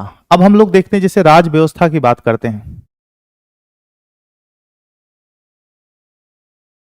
ठीक है, राज व्यवस्था की बात करें तो राज्य शब्द जो होता है ना, जैसे आप समझिएगा स्टेट, राज्य जो शब्द होता है, राज्य शब्द का अभी तक आप लोग मतलब ये समझते रहे हैं, ज्यादातर बच्चे, कुछ बच्चे पॉलिटिकल साइंस वाले जानते होंगे। राज्य शब्द का आप लोग ये मतलब समझते हैं, राज्य का मतलब होता है कि जैसे यूपी, बिहार, एमपी, छत्तीसगढ़, यही सब समझते हैं ना। राजस्थान ऑफकोर्स एक स्टेट है, नहीं, हम इसको स्टेट इसलिए बोलते हैं क्योंकि स्टेट की डेफिनेशन और स्टेट के बारे में जो बताया गया है, हमारी डेफिनेशन 12 और 36 में दी गई है, और इसके साथ स्टेट का वो डेफिनेशन राज्य वाली नहीं है जो कॉन्स्टिट्यूशन में, वो इसलिए दी है कि संविधान में जो मूल अधिकार हमको मिले हैं, मूल अधिकारों के संदर्भ में हमको राज्य को क्या समझना है, और राज्य कौन कौन से राज्य भारत के संदर्भ में होंगे वो अनुसूची 1 में दिया गया है। ठीक है, वो अनुसूची 1 में दिया गया है। लेकिन स्टेट, राज्य बहुत व्यापक अर्थ है। एक प्रकार से अगर आप देखो, जो राज्य होता है ये एक संप्रभु इकाई है। संप्रभु का इकाई मतलब कि अपने देश के अंदर के निर्णय और देश के बाहर के निर्णय, ठीक है, अपने देश के अंदर के निर्णय और देश के बाहर के निर्णय को ले सके। अब देखो, देश के अंदर के निर्णय भी अगर आप देखोगे, यूपी, बिहार, एमपी, छत्तीसगढ़, राजस्थान, ये सारे निर्णय तो ले नहीं सकते, केंद्र सरकार हस्तक्षेप कर देगी, और देश के बाहर के निर्णय भी नहीं ले सकते। वो तो कौन सी लेगी, जो इंडियन गवर्नमेंट है वो लेगी ना। बेसिकली हमारा जो स्टेट है, तो भारत, इंडिया एक स्टेट है, ठीक है, लेकिन हमने आर्टिकल 1 में कौन कौन से स्टेट होंगे और कौन कौन सी यूनियन टेरिटरी होगी उसको बोल दिया है। तो स्टेट हम इंडिया में बोलते हैं, सामान्य तौर पे अन्य देशों में प्रांत या प्रोविंस के तौर पे यूज होता है। लेकिन ये पुराना सिस्टम हो गया। पहले हम इसके तहत अध्ययन करते थे कि राज्य जो है क्या है, राज्य में कार्यपालिका क्या है, न्यायपालिका क्या है, व्यवस्था क्या है, इन सारी चीजों का अध्ययन करते थे। तो स्टेट जो शब्द है, बेसिकली ये जो आया है, ये पोलिस शब्द से आया है, पोलिस, ठीक है, ये ग्रीक वर्ड है, ग्रीक शब्द है पोलिस, यहीं से आया है राज्य। ठीक है, बेसिकली क्या था, जो एथेंस था, एथेंस, एथेंस, आपने स्पार्टा और एथेंस ये मूवी देखी होगी ना, स्पार्टन्स करके, ठीक है, 300, ये ऐसी कुछ मूवीज आपने देखी होगी, बहुत पॉपुलर होगी, बच्चे देखते हैं अक्सर। स्पार्टन्स करके भी एक मूवी आई है, तो वो लोग योद्धा तौर पे दिखाए थे। तो स्पार्टा और एथेंस दो जगह हुआ करती थी जहां प्लेटो अरस्तु, प्लेटो पैदा हुए थे, अरस्तु तो स्टाइग्रा के थे, तो वहां पे आके एथेंस में उन्होंने पढ़ाई की थी। तो वहां पे छोटे छोटे नगर राज्य होकर, जैसे आज के जिले, ऐसे 5-5 हजार जनसंख्या हुआ करती थी, 5040 उन्होंने बताई ना, अरस्तु ने 10,000 बताई। तो छोटे छोटे जैसे आज के जिले हैं, वैसे वैसे छोटे छोटे राज्य वहां पे हुआ करते थे। वहां पे जो राज्य से संबंधित कार्य था उसके लिए पॉलिस शब्द यूज किया जाता था, और उसी से, पॉलिस से ही पॉलिटिकल सिस्टम बना। राज्य संबंधी कार्य को, उसी को पॉलिटिक्स बोला गया और उसी को पॉलिटिकल सिस्टम बोला गया। जैसे पॉलिटिक्स जो है वो अरस्तु की रचना है, तो उसी से फिर भारत के संदर्भ में ये शब्द यूज हुए। अच्छा, भारत में जब अंग्रेज आए थे, आप खुद सोचो, जब अंग्रेज आए थे तो अंग्रेजों के समय अलग अलग रियासत और राजा महाराजा हुआ करते थे। पूरा भारत एक थोड़ी था, बटा हुआ था ना भाई। वो राजस्थान का जो अजमेर का इलाका है वो किसी और का हो गया, इधर आप देखो अवध था, इधर बंगाल था, इधर हैदराबाद था ना, मद्रास था, और भी ऐसे रियासतें हुआ करती थी, राजा महाराजा हुआ करते थे। मुगल नवाब शाह आलम सेकंड हुआ करते थे, जो ये बक्सर का युद्ध हुआ। तो ऐसी स्थिति में अगर आप देखोगे, पूरी तरह से क्या था, पूरी तरह से एक ऐसी व्यवस्था थी जो पूरा अखंड भारत नहीं था, अलग अलग टुकड़ों में टूटा हुआ था। अंग्रेज जब आए तो अंग्रेजों ने अंग्रेज सबको हराते चले गए। धीमे धीमे उन्होंने हराया, फिर कूटनीति, फिर अपना छल कपट जो भी था व्यवस्था, उसके माध्यम से उन्होंने पूरा कब्जा किया और पूरे भारत को एक नक्शे में लाके, एक शासन के तहत लाके खड़ा कर दिया, है ना। एक शासन के तहत लाके खड़ा कर दिया। अब भारतीयों को एहसास हुआ कि यार हम तो गुलाम हो गए। तो हम उस समय तक राज्य थे कि नहीं थे? समझिएगा, हम उस समय तक राज्य नहीं थे, क्योंकि देश के अंदर की पॉलिसी अंग्रेज बनाते थे और देश के बाहर की पॉलिसी यानी कि फॉरेन अफेयर्स, किस देश के साथ क्या संबंध होना, ये भी अंग्रेज ही तय करते थे। तो हम संप्रभु नहीं थे। ध्यान देना, संप्रभुता शब्द को भी मैं समझा दूंगा थोड़ा सा। तो हम संप्रभु नहीं थे, सोवरेन नहीं थे, समझे इस चीज को। और लेकिन क्या उसके पहले, अब ये हम कहने का मतलब हम देश ही नहीं थे। देश में तो बहुत सारी चीजें आती हैं, जैसे हम क्या राष्ट्र, लेकिन हम राष्ट्र हुआ करते थे। भारत एक राष्ट्र था लेकिन एक राज्य नहीं था। क्यों नहीं था? क्योंकि राष्ट्र में हमारी भावना जुड़ी होती है, हमारा प्रेम जुड़ा होता है।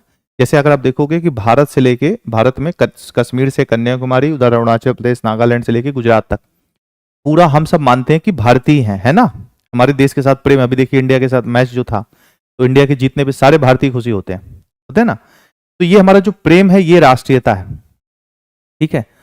तो भारत एक राष्ट्र के तौर पे था, एक राज्य के तौर पे नहीं था। राज्य के तौर पे किसी भी जगह को राज्य होने के लिए 4 तथ्यों की आवश्यकता होती है, ठीक है। यहीं से राज्य शब्द आया, पोलिस से ग्रीक वर्ड है। राज्य के लिए 4 तत्वों की आवश्यकता होती है। यहां पे देखिएगा 4 एसेंशियल एलिमेंट होते हैं, मैं लिखा भी दूंगा, परेशान मत होइएगा अभी।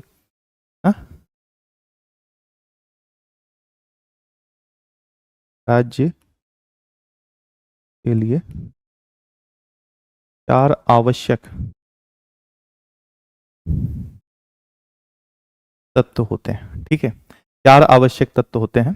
इन 4 आवश्यक तत्वों में अगर आप देखोगे तो पहला क्या है, किसी भी राज्य के लिए पहला आवश्यक तत्व क्या है? निश्चित भूभाग। निश्चित भूभाग, ठीक है।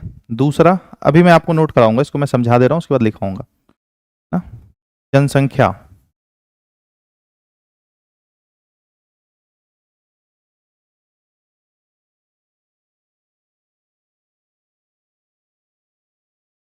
जनसंख्या, ठीक है। तीसरा है सरकार। और चौथा तत्व तो यह है, इसको हम बोलते हैं संप्रभुता, सोवर्निटी, ठीक है। क्या बोलते हैं? संप्रभुता। अब यहां पे समझिएगा, जैसे हमारे पास, अगर अंग्रेजों के शासन के तौर पे देखो आप ना, तो अंग्रेजों के शासन के समय क्या था, हमारे पास भूभाग भी था, भारत का एक भूभाग था ना। उसके बाद आप देखोगे, ठीक है, भारत के साथ क्या था, भूभाग भी था भाई, निश्चित भूभाग था। अंग्रेजों ने एक भूभाग तो बना ही लिया था कब्जा करके।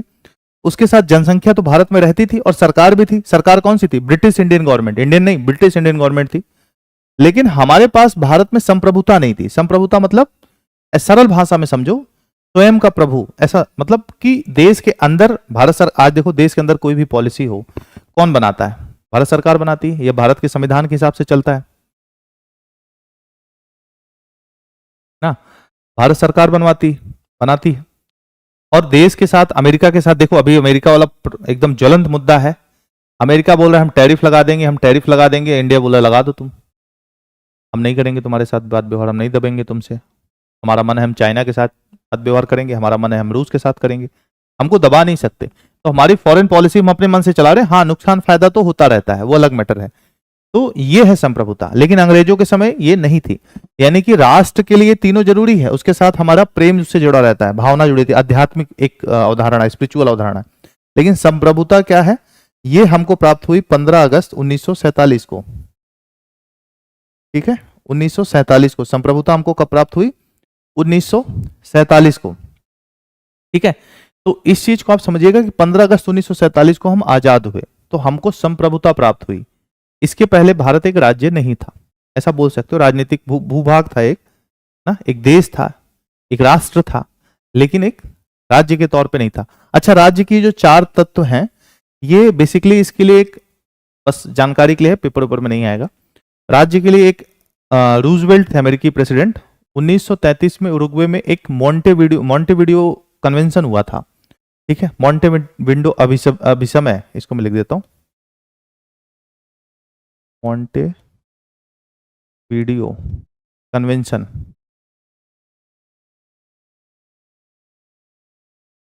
ठीक है, कब हुआ था? 1933 में।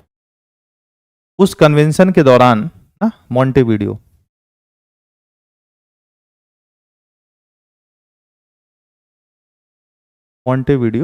अभिसमय,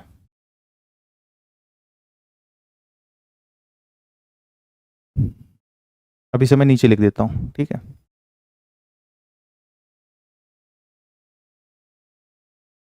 उन्नीस में हुआ था, उस समय यूएस प्रेसिडेंट थे रूजवेल्ट, ठीक है।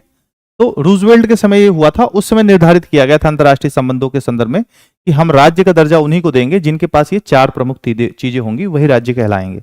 तो राजनीति विज्ञान में सब चीजें पढ़ते हैं, कब क्या हुआ। तो मॉन्टेविडियो कन्वेंशन में डिसाइड हुआ था 4 चीजें होंगी। हालांकि कुछ कुछ देश बोलते हैं कि अंतर्राष्ट्रीय मान्यता को भी महत्वपूर्ण स्थान दिया जाए, लेकिन अभी उस पर विद्वान सहमत नहीं है। तो ये 4 तत्व मॉन्टेविडियो कन्वेंशन में बात हुई थी, ठीक है। तो संप्रभुता क्या है? सरल भाषा में अभी हम संप्रभुता को और भी समझेंगे जब अपने प्रस्तावना को समझेंगे, उसमें शब्द यूज हुआ है। तो ये 4 तत्व किसी राज्य के लिए होने चाहिए, ठीक है। मैं भी लिखा भी दूंगा, इसके लिए परेशान मत होइएगा। अब यहां पे अगर आप देखोगे, जैसे हमने बोला राज व्यवस्था, यहां पे एक शब्द यूज हुआ, ये तो राज हो गया ना, राज्य से संबंधित, ठीक है, प्लस व्यवस्था। अब व्यवस्था पे आते हैं थोड़ा सा।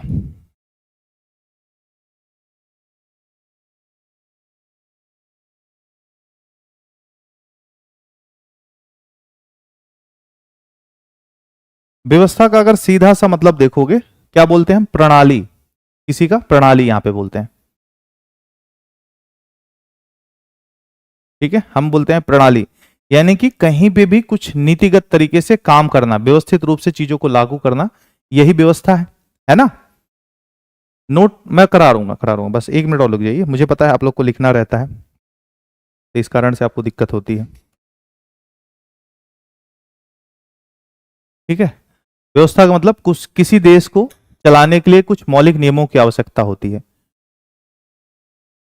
इसी को व्यवस्था बोलते हैं। लेकिन व्यवस्था शब्द थोड़ा सा व्यापक है, 2 मिनट के अंदर इसको समझाता हूं। देखो, हमने जब, आपको पता है 2 विश्व युद्ध हुए, प्रथम विश्व युद्ध और द्वितीय विश्व युद्ध। दोनों में अगर देखा जाएगा तो लगभग 7 करोड़ लोग मरे। लगभग 7 करोड़ बहुत होता है, बहुत विखंडन हुआ। ब्रिटेन तो बर्बाद हो गया पूरी तरह से इसमें, है ना, ब्रिटेन पूरी तरह से बर्बाद हो गया। अच्छा, राज्य का काम क्या है? आप सोचो, राज्य का क्या काम है? राज्य के 3 प्रमुख काम होते हैं। जैसा पहला कि शांति व्यवस्था बनाए रखना, सुरक्षा करना और न्याय प्रदान करना। 3 काम तो कोई भी राज्य होगा ये करेगा ही करेगा, बाकी का कल्याण करना नहीं करना वो अलग मैटर है। शांति व्यवस्था तो सब चाहेंगे, क्योंकि राज्य के खिलाफ भी आवाज उठ सकती है। और राजनीति विज्ञान इसीलिए अध्ययन किया ही जाता है ताकि व्यवस्थाएं बनी रहे, लोगों को न्याय मिलता रहे, है ना। राजनीति विज्ञान का तो अध्ययन इसीलिए किया जाता है कि व्यवस्था बनी रहे, न्याय बने रहे, सुरक्षा मिलती रहे, शांति बने रहे, युद्ध वगैरह ना हो। लेकिन जब 2-2 विश्व युद्ध हो गए और 7-7 करोड़ लोग मर गए, तो राजनीति वैज्ञानिकों ने सोचा कि भाई हम कर क्या रहे हैं, कहीं ना कहीं बहुत बड़ी दिक्कत है हमारे सिस्टम में या हमारी व्यवस्था में, इतने बड़े बड़े युद्ध हो गए। तो फिर उन्होंने क्या किया, उन्होंने बोला कि हमारे सिस्टम में सबसे बड़ी कमी यह है। हाँ, मैं लिखाऊंगा नोट्स अभी, ठीक है, अभी समझा रहा हूँ। इंट्रोडक्शन क्लास है तो उतना हैवी नहीं करना चाह रहा, ध्यान रखिएगा, मैं लिखा दूंगा। तो उन्होंने बोला कि इतने बड़े बड़े युद्ध हो गए और हमने जो है, मतलब एक प्रकार से जो है व्यवस्था में हमारे अध्ययन में कुछ कमी। तो उन्होंने बोला कि हम जैसे अध्ययन करते हैं, सरकार का अध्ययन करते हैं, हम कार्यपालिका को पढ़ते हैं, न्यायपालिका को पढ़ते हैं। तो उन्होंने बोला कि देखो क्या है कि यार कुछ तो दिक्कत है। तो हम, उन्होंने बोला कि हमने सबका तो अध्ययन किया, हमने इस चीज का ही अध्ययन नहीं किया जो मनुष्य के ऊपर प्रभाव डालता हो। राजनीति विज्ञान कोई ऐसा विज्ञान नहीं है जो मतलब अलग से किसी समाज से, लोगों से जुड़ा नहीं। तो बोले कि मनुष्य का अध्ययन करो, फैक्ट का अध्ययन करो, इसको पूरी तरह से विज्ञान बनाओ, ये आदर्श और नैतिकता हटाओ इससे, ठीक है। अब जैसे बोले किसी को मारना अनैतिक है और देश पे आके कोई हमला कर रहा है, तो फिर उस पर नैतिकता देखोगे, गोली मार दोगे उसको, ठीक है। युद्धों में तो कितने लोग मारे जाते हैं और हम समर्थन भी करते हैं देश के जीतने का, लेकिन सच्चाई है उसमें बहुत निर्दोष लोग भी मारे जाते हैं। पाकिस्तान से ही कोई सैनिक लड़ रहा है तो वो अपना काम कर रहा है, हमारी तरफ से अपना काम कर रहा है, लेकिन हम चाहेंगे कि उसकी तरफ वाला मर जाए, भाई यही चाहते हैं ना। तो सब अपना अपना काम कर रहे हैं, तो उसमें नैतिकता की बात नहीं आती, कर्तव्य की बात आती है, ठीक है, अपना कर्तव्य कर रहे हैं। बोले सब हटाओ, फैक्ट को लाओ, हमें देश को अच्छा बनाना है, शांति बनाना है। तो उन्होंने अध्ययन किया और इसी के तहत एक व्यवस्था उपागम का अध्ययन हुआ। जैसे आप बायोलॉजी पढ़ते हो तो वहां पे लुडविग बंडलाफी हैं, जैसे इकोसिस्टम होता ना, इकोसिस्टम नीचे, उन्होंने बोला कि कुछ भी ऐसा नहीं है जो सिर्फ अकेले आपको दिखता है वही चलता है। मतलब जैसे आपको लग रहा है कि मैं पढ़ा रहा हूं और आप पढ़ रहे हो, इतना थोड़ी है। अब इसको थोड़ा व्यापक स्तर पे देखो, इसको, ये पूरा एक सिस्टम काम कर रहा है। क्या कर रहा है? एक सिस्टम काम कर रहा है। जैसे आप पढ़ा रहे हो, मतलब मैं पढ़ा रहा हूं, आप पढ़ रहे हो, मैं यहाँ पे ऐसे थोड़ी आके पढ़ा रहा हूँ। देखो आज टेक्नीशियन थोड़े से लेट हो गए, आज ही का एग्जांपल ले लीजिए, हमारे ऑपरेटर, तो क्लास 15 मिनट 20 मिनट डिले हो गई ना, तो यानी कि उनका भी महत्व है। अच्छा, उनसे भी ज्यादा महत्व यहाँ पे क्या है? कंप्यूटर का महत्व है, ये लाइटिंग का महत्व है, डिजिटल टीवी जो लगी है, ये कंप्यूटर, ये कैमरा लगा है, माइक है, इसमें से एक भी चीज मिस हो जाए, कैमरा, माइक, लाइट, सारा खेला बिगड़ जाएगा ना। उसके साथ भी आप देखोगे कि आपके पास फोन होना चाहिए, फोन के साथ आपकी जेब में पैसे होना चाहिए, माँ बाप का समर्थन होना चाहिए, और उन सबसे बड़ी बात आपका मन होना चाहिए पढ़ने का। और इतना ही नहीं, अभी आपको लग रहा हो कि ये चीजें तो सर जी जरूरी है ना, बिना इसके कैसे होगा, तो ये कनेक्टेड है ना। ये छोड़ो, इन सब के होने के बावजूद भी ये फेल हो सकता है। कैसे भाई? मोबाइल कंपनीज ना हो तो, इंटरनेट प्रोवाइडर ना हो, 4G 5G ना हो तो, ठीक है, आपके यहां इलेक्ट्रिसिटी ना हो तो, है ना, तो आपको ये लग रहा है कि, ठीक है, आपको लग रहा है कि हम पढ़ा रहे हैं और आप पढ़ रहे हैं, नहीं, पूरा का पूरा सिस्टम काम कर रहा है। एक चीज, हर एक चीज रिलेटेड है एक दूसरे से। तो इसी को व्यापक अध्ययन के तौर पे बोला गया, इसी को सिस्टम अप्रोच भी बोला जाता है। तो सिस्टम एक बहुत व्यापक अवधारणा है, सिर्फ राज्य का अध्ययन नहीं करते इसमें, हम राज्य के साथ चुनावी प्रणालियों का अध्ययन करते हैं, बोर्डिंग बिहेवियर का अध्ययन करते हैं, एनजीओ का अध्ययन करते हैं, सिविल सोसाइटी का अध्ययन करते हैं, मतलब बहुत व्यापक स्तर पर। इसीलिए आज के समय इसको क्या बोलते हैं? सिस्टम बोलते नहीं, सिस्टम से पंगा मत लो। समझ में आया? सिस्टम जाने अनजाने में आप लोग यूज करते हो, ठीक है, सिस्टम यूज करते हो ना, मीम वगैरह बनते हैं, सिस्टम हिला देंगे ना, सिस्टम पे सिस्टम, क्या क्या तो गाने भी बनते हैं ना, ये सारी चीजें। तो सिस्टम बहुत ज्यादा इंपॉर्टेंट है इस चीज के मामले में, ठीक। तो सिस्टम का मतलब समझ में आया? लेकिन सामान्य तौर पे सिस्टम बहुत व्यापक अर्थ है, लेकिन किसी भी देश को चलाने के लिए कुछ नियमों और कानूनों की आवश्यकता होती है, उसी को व्यवस्था बोलते हैं, ठीक है, जो कि यहां पे सिस्टम, ठीक है। तो ये हो गई आपकी राजनीतिक व्यवस्था या राज व्यवस्था। तो अभी हम थोड़ा सा आपको लिखा देते हैं, ठीक है। देखो, एक चीज को याद रखना आपको, पहले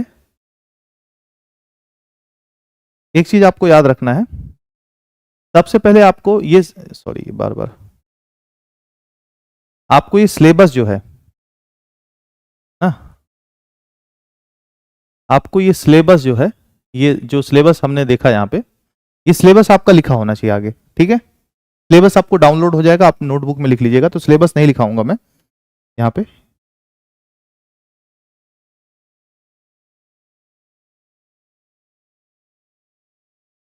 ठीक है। तो इसको भी आप अपने हिसाब से नोट कर लीजिएगा ना, जो मैंने बताया। हम लोग अभी आते हैं यहां से चालू करेंगे, ठीक है। भारतीय राज व्यवस्था हेडिंग डाल दीजिए, भारतीय राज व्यवस्था के बाद लिखते हैं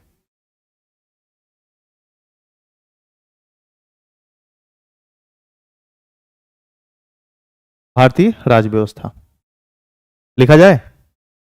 थोड़ा सा भी 15-20 मिनट और पढ़ेंगे, बाकी हम लोग इसको प्रॉपर कल चालू करेंगे क्लास को। इंट्रोडक्शन क्लास है, तो इंट्रोडक्शन तो वैसे अभी हो गया है, चीजें जो समझाना था।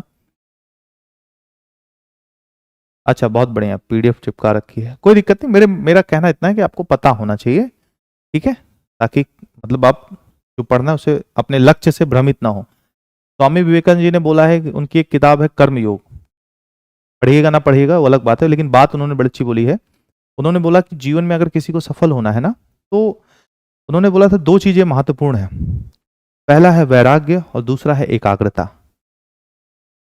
तो वैराग्य का मतलब ये थोड़ी, जिसको हम डेडिकेशन आजकल बोलते हैं, वैराग्य का मतलब है कि दुनियादारी छोड़ देना, अपने लक्ष्य के लिए आप क्या क्या छोड़ सकते हो, यही आपकी सफलता को निर्धारित करेगा। मतलब मोबाइल छोड़ सकते हो, मोबाइल ऑफकोर्स मोबाइल से पढ़ रहे हो, लेकिन मोबाइल के अतिरिक्त जो आप टाइम बिताते हो मोबाइल पे, दोस्तों को, यार को, चाय ना, चाय का मतलब फालतू का टाइम, मन की कहानियां, मूवी जो भी है, किताबें, फालतू की चीजें, किताबों का मतलब फालतू कहानी, अब तो किताबें का मोबाइल पढ़ता है, ये आपका वैराग्य बोला जाएगा। क्या क्या आप छोड़ सकते हो, आपको हर चीज इंपॉर्टेंट लगेगी, और एकाग्रता तो होनी ही चाहिए। और जब आप चीजों को छोड़ोगे, इसीलिए वैराग्य पहले, एकाग्रता बाद में।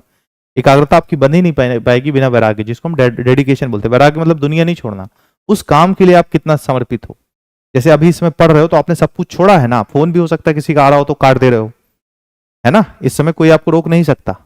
यही डेडिकेशन पढ़ते समय भी होना चाहिए। 1 घंटे 2 घंटे जब तक बैठे हो ना, किसी फोन ना रिसीव करना ना कुछ करना, उतनी देर का टाइम आपका है, ठीक है। और 6 महीने साल भर बस आपको देने हैं, उसके बाद फिर देते रहिएगा। समाज को अच्छे से समय दीजिएगा, समाज भी आपकी इज्जत करेगा, ठीक है। चलिए लिखिए यहाँ पे भारतीय राज व्यवस्था, सिलेबस हमने लिख लिया, यहाँ पे लिखिएगा भारतीय राज व्यवस्था शब्द, यहाँ पे देखिएगा राज व्यवस्था शब्द, भारतीय लिख लें तो उसको डैश देके लिखिएगा भारतीय, आगे लिखिएगा राज व्यवस्था शब्द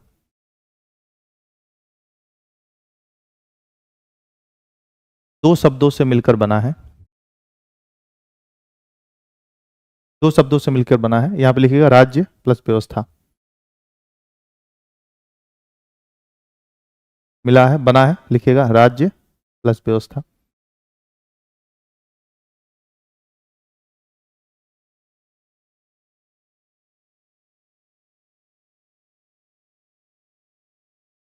राज्य प्लस व्यवस्था।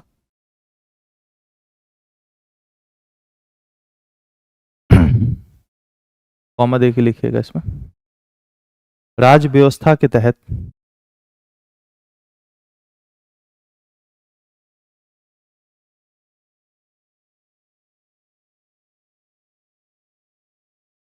राज व्यवस्था के तहत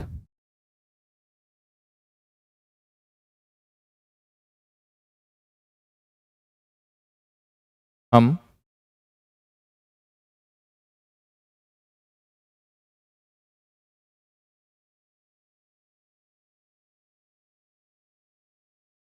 हम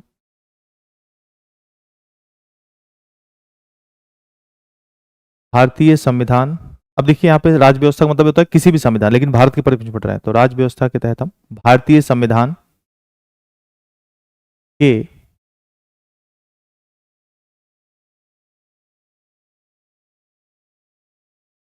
भारतीय संविधान के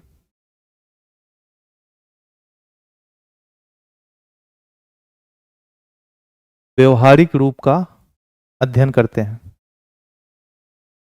फुल स्टॉप कर दीजिएगा।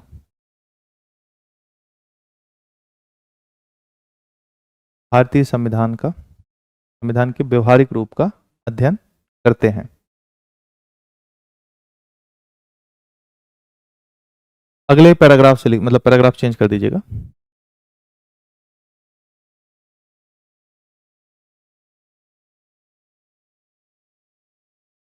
चेंज कर दिया।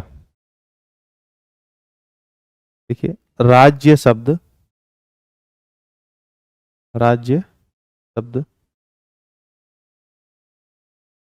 राज्य शब्द मूल रूप से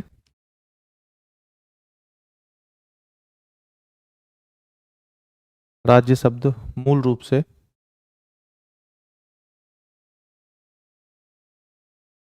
मूल रूप से पॉलिस, पॉलिस लिख के बीच में ब्रैकेट में ग्रीक लिख दीजिएगा। मूल रूप से पॉलिस, चाहे तो हिंदी में भी लिख दीजिएगा पॉलिस, आपको लिख पॉलिस ब्रैकेट में ग्रीक, राज्य शब्द मूल रूप से पॉलिस ब्रैकेट में ग्रीक, मूल रूप से पॉलिस शब्द से उत्पन्न हुआ है।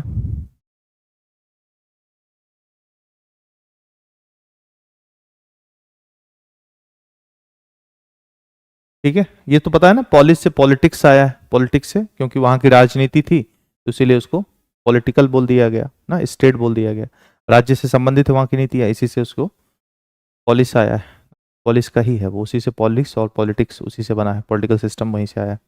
ठीक है, तो यहाँ से बना है, ठीक है। अब उसी में लिख दीजिए आगे, राज्य के लिए, राज्य के लिए 4 आवश्यक तत्व, राज्य के लिए 4 आवश्यक तत्व, राज्य के लिए 4 आवश्यक तत्व होते हैं।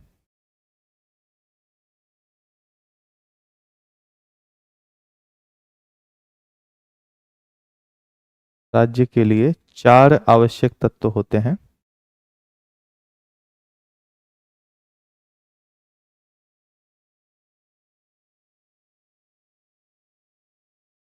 राज्य के लिए 4 आवश्यक तत्व होते हैं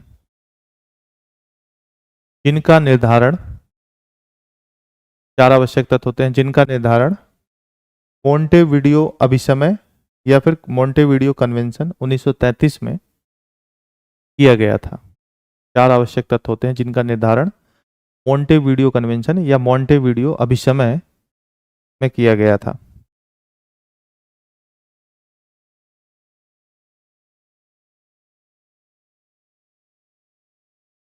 मोंटेविडियो कन्वेंशन या मोंटेविडियो अभिसमय 1933 उसमें लिखा है तो 1933 लिख दीजिएगा, में किया गया था।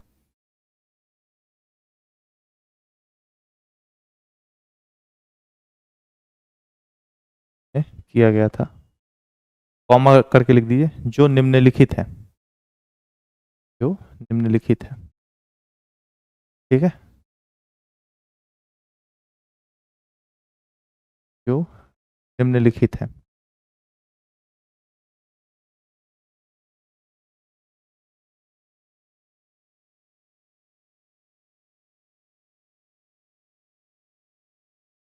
निम्नलिखित है, ये चारों को लिख लीजिए। पहला, निश्चित भूभाग, हाँ? निश्चित भूभाग, यहां पे लिखिएगा स्थानीय जनसंख्या तो होता है लेकिन ब्रैकेट में लिख दीजिएगा स्थानीय, लोकल, क्योंकि विदेशियों को हम जनसंख्या के भाग में नहीं चुनेंगे, जो यात्री आते हैं ना। जनसंख्या, सरकार और संप्रभुता, 4 तत्व लिख दीजिए, ऐसे लिखिएगा क्रम से ताकि क्लियर रहे। जनसंख्या और सरकार और संप्रभुता।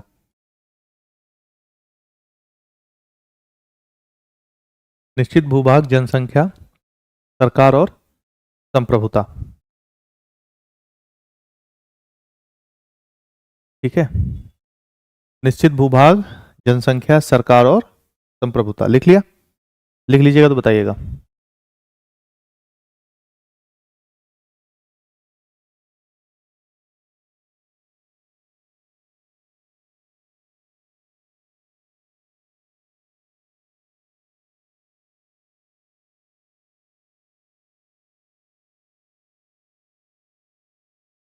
निश्चित भूभाग, सरकार और जनसंख्या।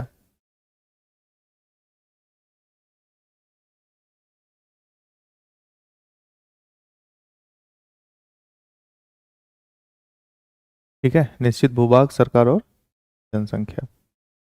अब देखो यहाँ पे इसका वो समझाने की जरूरत तो है नहीं ना, लिख लिया। तो यहाँ पे समझाने की जरूरत तो है नहीं कि निश्चित भूभाग क्या है। निश्चित भूभाग का मतलब ऐसा मैं समझा दे रहा हूँ।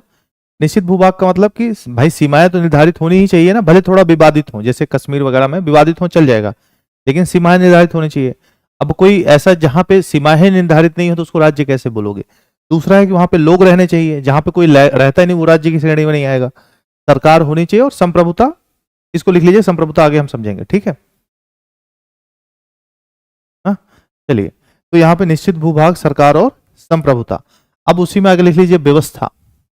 हमने लिखा ना व्यवस्था, राज्य हमने लिख लिया, उसी में फुल स्टॉप करके पूर्ण विराम करके आगे लिखिए व्यवस्था। व्यवस्था, उसके आगे डैश दे के लिखिए यहाँ पे। किसी भी देश को चलाने के लिए, किसी भी देश को चलाने के लिए कुछ, किसी भी देश को चलाने के लिए कुछ मौलिक नियमों की आवश्यकता होती है।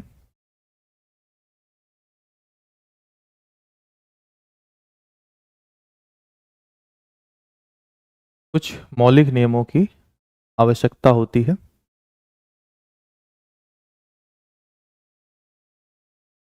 जो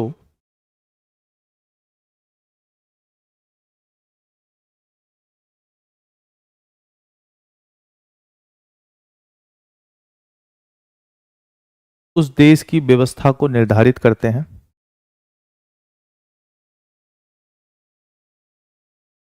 मौलिक नियमों को, मौलिक नियमों की आवश्यकता होती है ना? जो उस देश की व्यवस्था को निर्धारित करते हैं।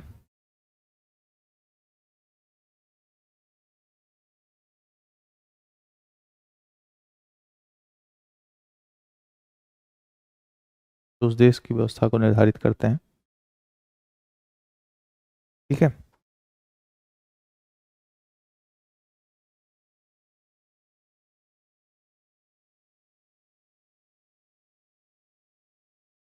व्यवस्था को निर्धारित करते हैं और यही मौलिक नियम, लिखिएगा उसी में, यही मौलिक नियम, यही मौलिक नियम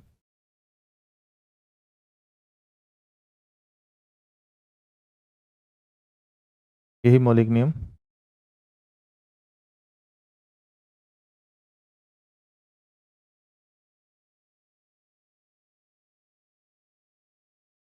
मौलिक नियम किसी भी देश के संविधान का आधार होते हैं।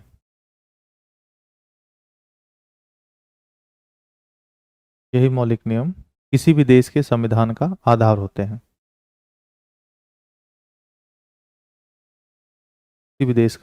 किसी भी देश के संविधान का आधार होते हैं।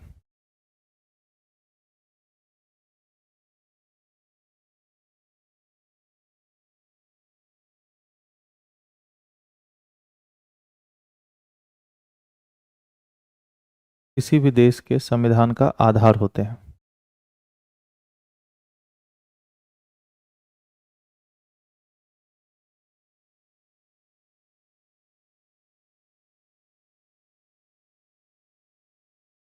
चलिए,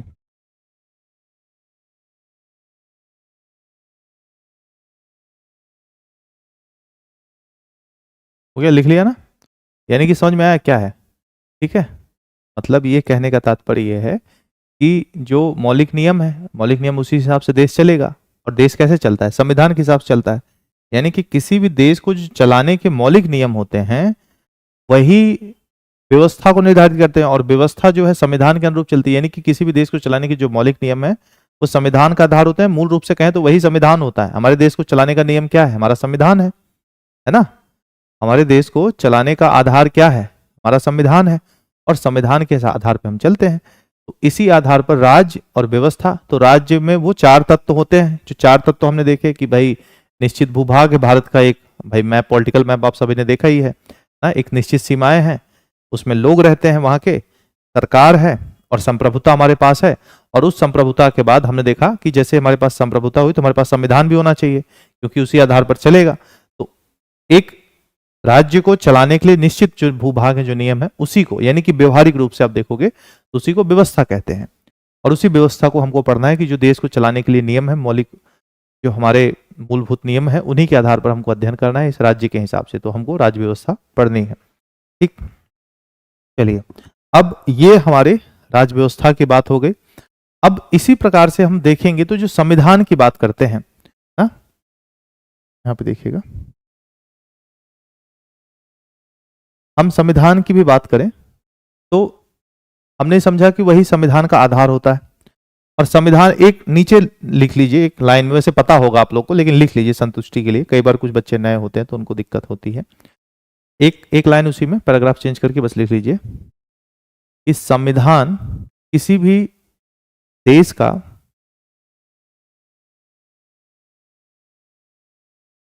संविधान किसी भी देश का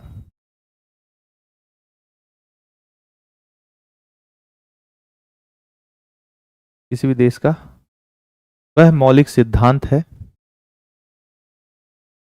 किसी भी देश का वह मौलिक सिद्धांत है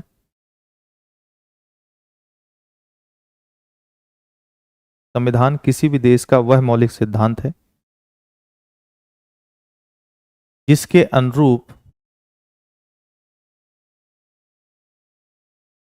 अनुरूप उस देश की व्यवस्था संचालित होती है। जिसके अनुरूप उस देश की व्यवस्था संचालित होती है।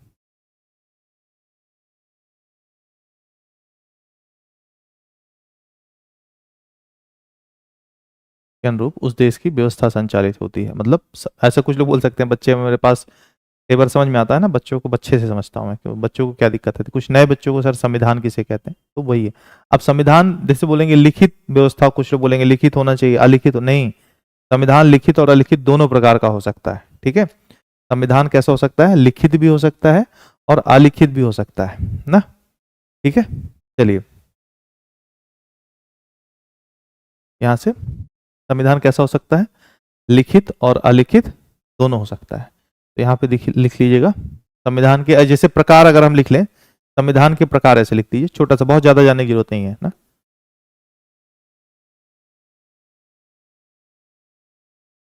संविधान के प्रकार, ऐसे आप लोग लिख लीजिए संविधान के प्रकार। ठीक है, संविधान के प्रकार, कोडिफाइड लिखित, लिखित और दूसरा अलिखित।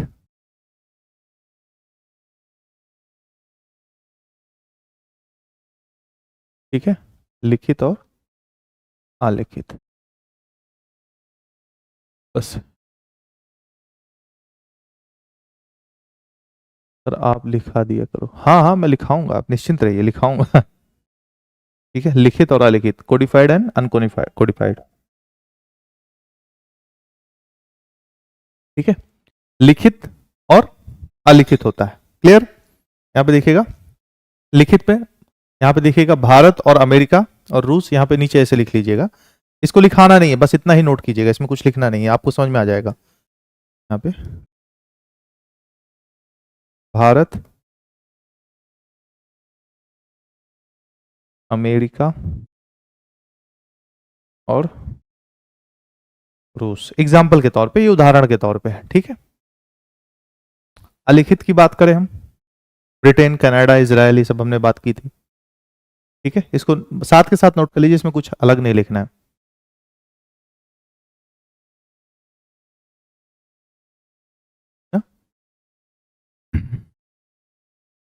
यहाँ पे इसको लिख रहा है ना साथ में, यहाँ पे लिखिएगा ब्रिटेन, ब्रिटेन, सऊदी अरब, कनाडा। ठीक है, मतलब ये अलिखित है, तो यानी कि इसीलिए मैंने संविधान की परिभाषा भी लिखा है कि कई लोग बोलेंगे लिखित दस्तावेज को, नहीं, जरूरी नहीं है लिखित दस्तावेज। ठीक है, जरूरी नहीं है,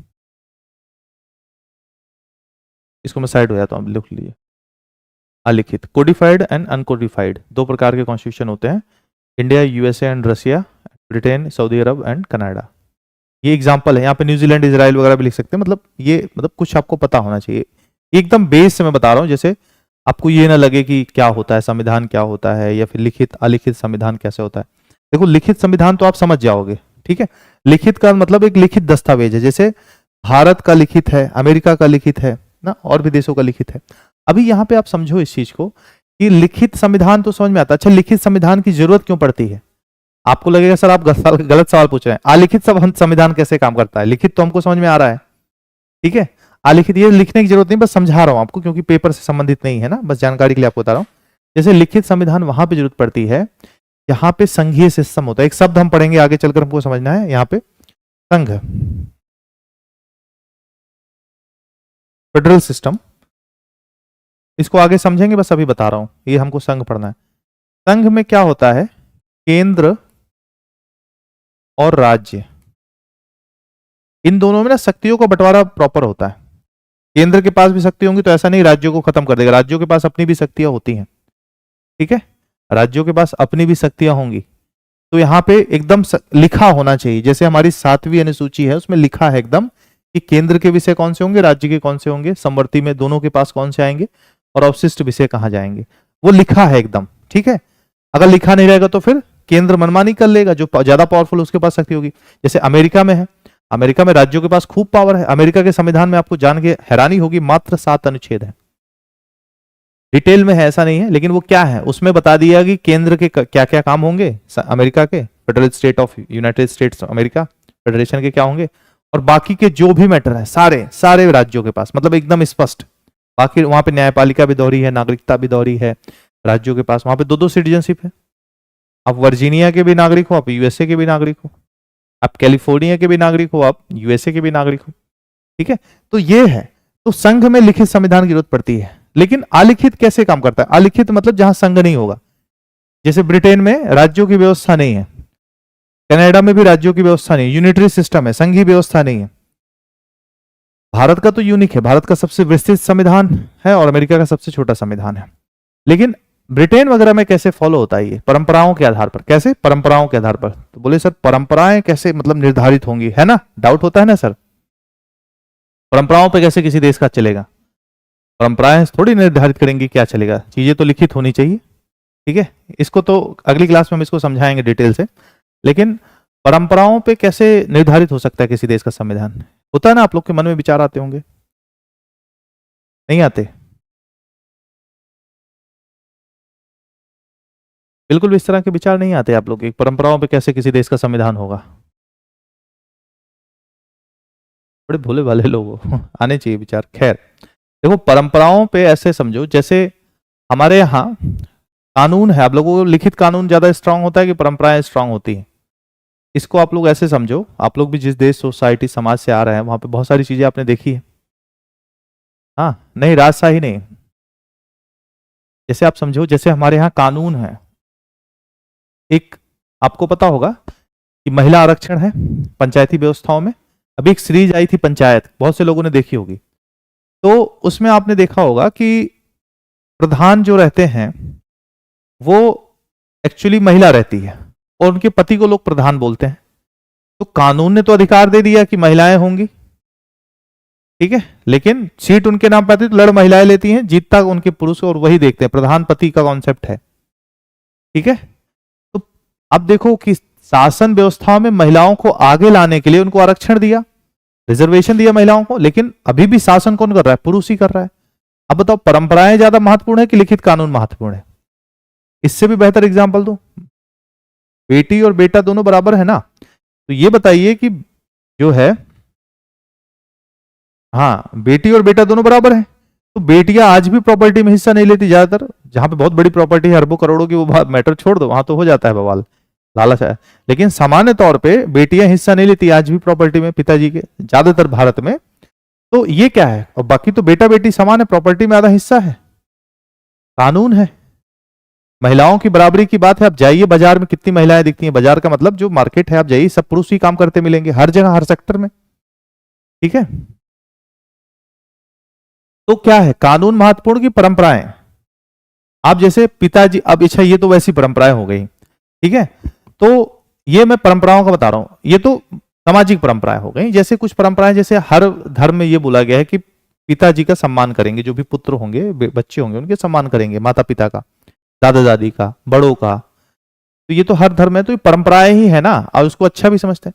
तो ऐसे ही राजनीति को लेके कुछ परंपराएं हैं, और उसमें यह बोला गया है कि जनता, जैसे पार्लियामेंट्री सिस्टम कैसे काम करता है मैं ये भी बताऊंगा, क्योंकि राजनीति विज्ञान में सबका अध्ययन हम करते हैं। पार्लियामेंट आया कैसे, पार्लियामेंट क्यों बोलते हैं उसको हम, तो पार्लियामेंट जो है वो काम कैसे करता है। तो ब्रिटेन में क्या हुआ था कि वहां पे एक क्रांति छोटी सी हुई थी, 16 अच्छी क्रांति, मतलब छोटी क्या ठीक ठाक क्रांति हुई थी 1688 में। तो उसमें जो है वहां पे क्या किया गया कि इसको राजशाही सिस्टम खत्म किया गया, मतलब राजा नाम मात्र रहेगा, जनता के हिसाब से कानून बनेगा, और परंपराएं कुछ और नहीं, जो नियम हम ज्यादा दिन तक फॉलो करते हैं वही परंपराएं बन जाती हैं। यानी कि परिवर्तन को हम धीमे धीमे एक्सेप्ट करते हैं। आप देखो, जैसे सिंपल सा समझो कि अभी आपने कुछ 5-7 सालों में लड़कियों के या लड़कों के कपड़े पहनने के तरीके, बोलने के तरीके, फैशन सेंस में बड़ा परिवर्तन आया है 4-5 सालों में ना। शुरू में आप लोग में से कितने लोग वो चीजें अच्छी नहीं लगती रही होंगी, खासकर महिलाओं की आजादी को लेकर पुरुष वर्ग बड़ा असहज महसूस करता है। लेकिन आने वाली पीढ़ी, या जो पीढ़ी उसको बहुत दिन से अपना रही है, जैसे कि बॉलीवुड इंडस्ट्री हो गई, या फिर जो शहरों में रहते हैं, वो सहजता से वो कपड़े वगैरह को स्वीकार कर लेते हैं, लेकिन गांव देहात में नहीं करते। तो परंपराएं बनती कैसे हैं? जब लंबे समय तक हम उसको फॉलो करते हैं और उस पर विश्वास जताते हैं कि ये ठीक है, अब जो भी हो विश्वास जताए, आप विश्वास जताओ, तो वो परंपराएं बन जाती हैं। ठीक है, तो परंपराओं को मतलब ऐसा कुछ नहीं कि गलत नहीं, वो चीजें हम फॉलो करेंगे कि जब लंबे समय तक वो चल जाएंगी तो वही परंपराएं बन जाएंगी। और परंपराओं का मतलब, इनका कहने, परंपरावादियों का ये कहना है कि हम विश्वास करते हैं उस पर, जांची परखी चीजें होती हैं, अचानक से परिवर्तन अच्छा नहीं होता।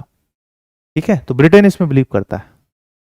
तो ये परंपरावादी वहां की जो कानून है, अब जैसे आप बोलो ना, अब एक परंपरा है तोड़ के दिखाओ कि बेटियां सामान्य तौर पर पितृसत्तात्मक समाज है, तो महिलाएं शादी करके पुरुष के घर जाती हैं, हम कहते हैं इसको थोड़ा सा बोलो कि 10 साल के लिए उल्टा कर दो कि पुरुष शादी करके महिलाओं के यहाँ जाए, चूल्हा चौका करें और महिलाएं जाके कमा के लाएं। क्या ये हो पाएगा? तो परंपराएं मजाक नहीं है, ठीक है। लिखित कानून भी नहीं काम कर पाता। तो परंपराओं को समझाने के लिए मैंने एग्जाम्पल दिया, तो परंपराओं के हिसाब से चलती है वहां पे चीजें। कानून ऐसा नहीं, देखो अब वहां पे संविधान लिखित नहीं है लेकिन कानून तो लिखित है, समझ में आ रहा है। कानून तो वहां पे जैसे आईपीसी सीआरपीसी अब तो हट गया, भारत न्याय संहिता आ गई, लेकिन आप देखोगे कि कानून लिखित है, संविधान लिखित नहीं है। तो इसमें कंफ्यूज मत होइएगा कि कानून ही नहीं है, कानून लिखित है। हाँ, लिखित ये है कि जैसे कार्यपालिका कानून बनाएगी तो मतलब कार्यपालिका नियम को लागू करेगी, विधायिका कानून बनाएगी, तो ये तो लिखने की बात क्या है। वहां पे ये है कि सर्वोच्च विधायिका होती है, पार्लियामेंट होता है ब्रिटेन में, उसी आधार पे काम करता है, ठीक है। तो कल हम लोग इसके आगे बढ़ेंगे और अपने सिलेबस को चालू करेंगे। ये इंट्रोडक्शन क्लास थी, आशा करते हैं आप सभी ने एंजॉय किया होगा। आपको क्लास कैसी लगी जरूर कमेंट करके बताइएगा। बहुत बहुत आप सभी का धन्यवाद।